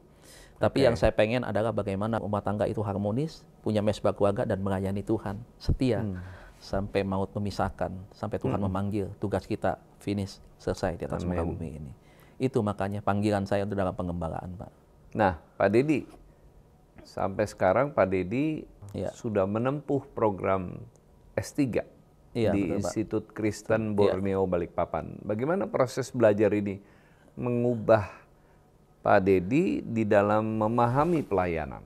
Iya, jadi seperti yang tadi saya katakan ya, dulu saya SMA tuh bagus belajar Pak, orang pikirannya stensilan terus Pak. Nilai juga jelek, nggak pernah belajar Pak. Tapi kembali lagi, setelah Tuhan memproses, semua berubah. Saya jadi rajin belajar, baca buku. Dan akhirnya saya dipilih dan dipercayakan oleh rektor saya, Pendeta Samuel Kusuma, untuk saya mengajar sebagai dosen pertama kali 2016. di kelas sana? Bandung. Dan IKB, kan IKB Institut Kristen Pneumonia itu punya banyak cabang di Jakarta. Oh, ada cabang. Termasuk dia MOU dengan beberapa gereja. Nah, akhirnya pada waktu itu saya diutus ke Bandung. Saya mengajar pertama kali etika Kristen untuk S1. Nah, disitulah. Dan saya belum doktor waktu itu, tapi udah master, MTH. Jadi saya mengajar itu, dan setelah itu baru seterusnya saya mengajar di sana sampai 2024 awal Pak saya selesai. Saya punya kerinduan kembali ke STT Bethel, tempat di mana saya pertama kali menemukan siapa diri saya yang sesungguhnya. Disitulah saya bilang, saya harus mengabdi ke STT ini. Saya harus mengajar di STT ini. Bukan lihat dari income, tetapi rasa syukur dan terima kasih saya karena dari STT inilah saya membangun sebuah pelayanan. Dan sampai akhirnya Tuhan pakai, Tuhan pilih saya menjadi pendeta Madiyah tahun 2016. Dan ya dari situ sampai dengan hari ini. Ya. Pak Dedi, selain mengajar di beberapa STT, Anda juga adalah Gembala GBI Exousia Agape Community. Nah, apa fokus pelayanan yang Tuhan taruh di hati Pak Dedi saat ini? Fokus saya hari ini adalah bagaimana kita bisa mendewasakan jemaat ya. Kita bisa melihat progres yang baik. Kita bisa melihat ada hubungan yang bagus antara anak dengan orang tua. Kemudian suami dengan istri terlihat harmonis. Jadi buah-buah roh itu aktif dan kelihatan di dalam kehidupan mereka. Nah, bagaimana caranya adalah saya senantiasa mengajak mereka berkomunikasi, mengajarkan teologi-teologi yang tidak menyimpang ya. Karena saya tahu menjadi gembala itu kita bukan penyesat orang, mereka menyesatkan orang, itu tanggung jawabnya besar. Justru kita merangkul, mencari, memelihara dan merawat mereka. Dan akhirnya yaitu mengajak ke mereka dengan pengajaran-pengajaran yang baik, kemudian juga memberikan contoh-contoh di dalam praktek kehidupan. Dan lebih lagi adalah memang saya mengajak bahwa selama kita masih diberikan kesempatan untuk hidup, mari kita fokus seperti apa yang Tuhan sudah mau lewat kita. Terutama masalahnya adalah tentang itu tadi Pak, keluarga yang berdampak. Keluarga yang berdampak ini penting karena kita hidupkan di lingkungan masyarakat yang luas, tidak hanya tempat tinggal kita, di kantor, di perusahaan, di pelayanan, bahkan juga di aktivitas kita, di hobi kita kan, misalkan badminton, misalkan yang lainnya begitu. Disitulah ladang kita. Jadi marilah kita menjadi seorang God servant, bukan hamba uang. Marilah kita melayani itu, fokuskan ke pelayanan. Jangan kita berpikir tentang apa yang bisa kita dapatkan untuk kita dapatkan sejahtera, kita dapatkan tentang fasilitas, kita dapatkan tentang macam-macam berkaitan dengan hal-hal yang duniawi. Buat saya fokusnya adalah mari yang ke rohani, fokus utama, yang jasmani urusan belakangan, urusan Tuhan. Artinya kan kalau hidup kita benar, kita melayani Tuhan, semuanya pasti diberkati. Nggak usah kita minta-minta, saya pikir gitu. Makanya jemaat saya ajar untuk itu. Walaupun memang masih banyak proses yang harus dijalanin. Begitu ke depan. Nah, ini terakhir Pak Dedi. Iya Pak. Setelah melewati luka masa lalu, keterikatan dosa, lalu bertobat, sampai pelayanan jadi pendeta dan dosen, apa pesan terbesar Pak Dedi yang ingin disampaikan bagi sahabat Diaspora TV? Ya, buat sahabat-sahabat Diaspora Televisi, kita tetap kembali kepada fokus panggilan hidup kita di dunia ini untuk apa. Saya percaya kalau saudara dan saya diizinkan Tuhan hidup sampai hari ini, pasti Tuhan menciptakan sesuatu itu ada maksud dan tujuannya. Seperti seorang ilmuwan menciptakan barang, pasti semua ada tujuannya.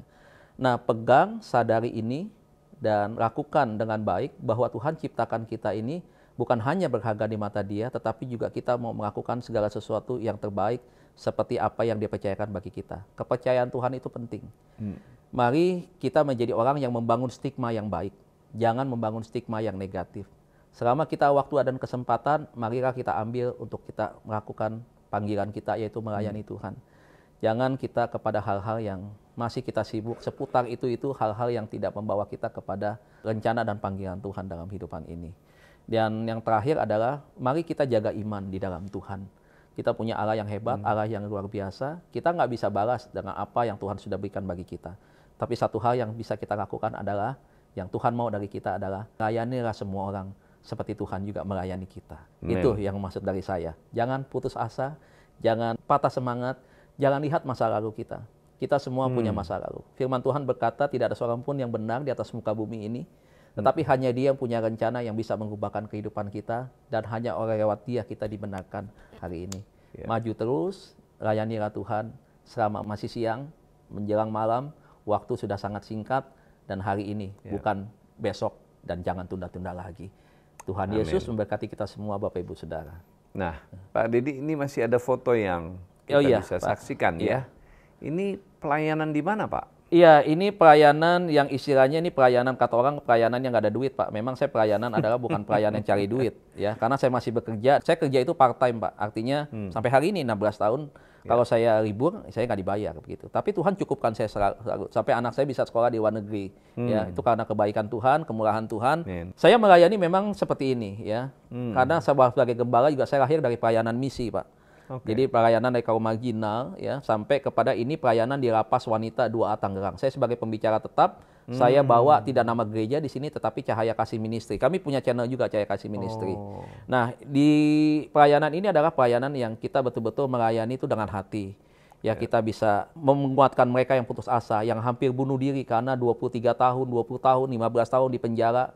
Karena narkoba dan seterusnya, dan mereka bukan pelaku, dan beberapa mereka hanya kurir, yang mereka juga dijebloskan, bahkan ada yang dijebloskan oleh suaminya, begitu. Nah, jadi di sini kita menguatkan, bukan persoalan di mana kamu berada, tapi ada persoalan di mana Kristus itu ada. Hidupmu harus jadi berkat dan hidupmu harus bisa bersyukur, begitu. Dan saya menguatkan mereka ini semua, begitu. Nah, ini foto terakhir bisa dijelaskan, Pak Dedi? Iya, ini first love saya, istri saya pertama, cinta pertama saya, wanita pertama, dan pertama kali saya jatuh cinta dan mengenal arti pacaran bersama dengan istri saya.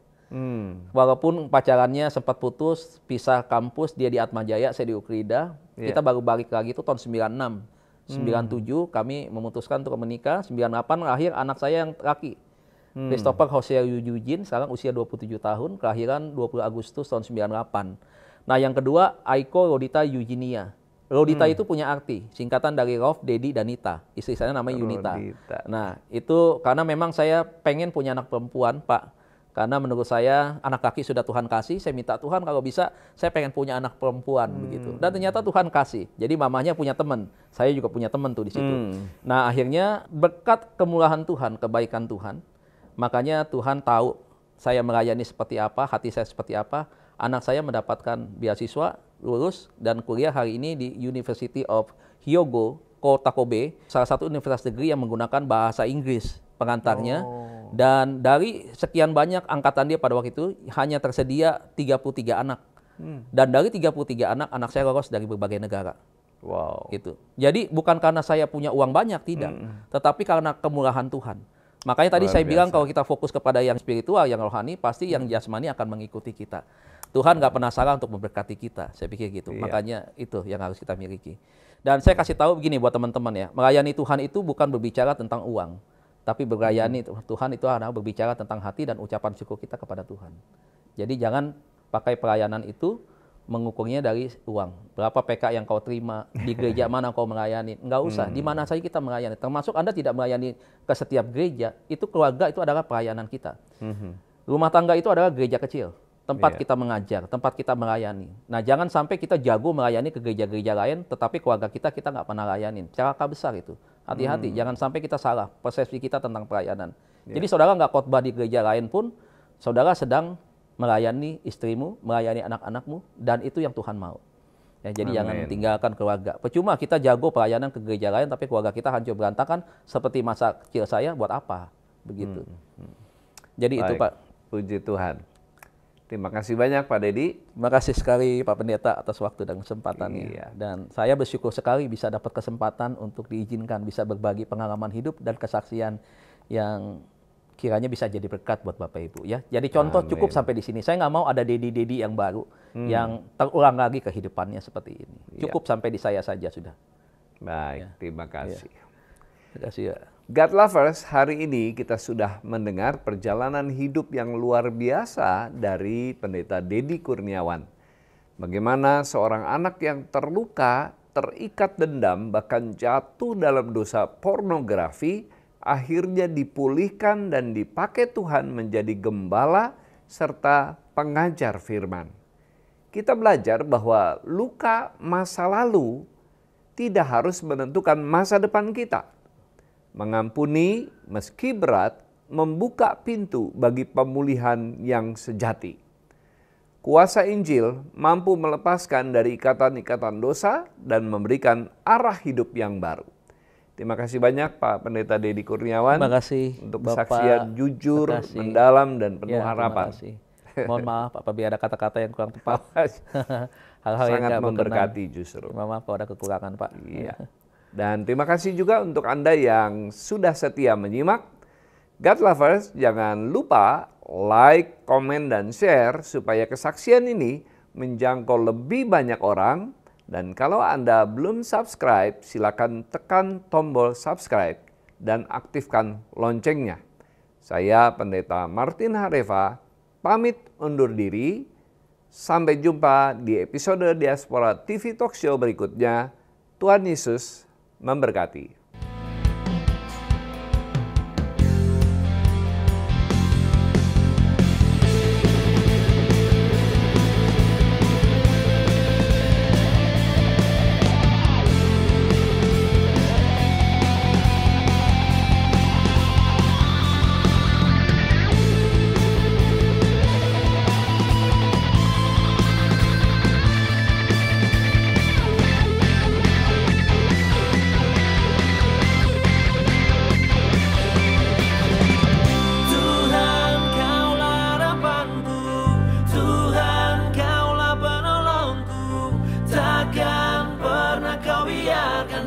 Selalu ku di dalammu, walau badai datang menghadang, bukit-bukit pun bergoncang, takkan pernah kau biarkan. Yesus, Engkau segalanya bagiku.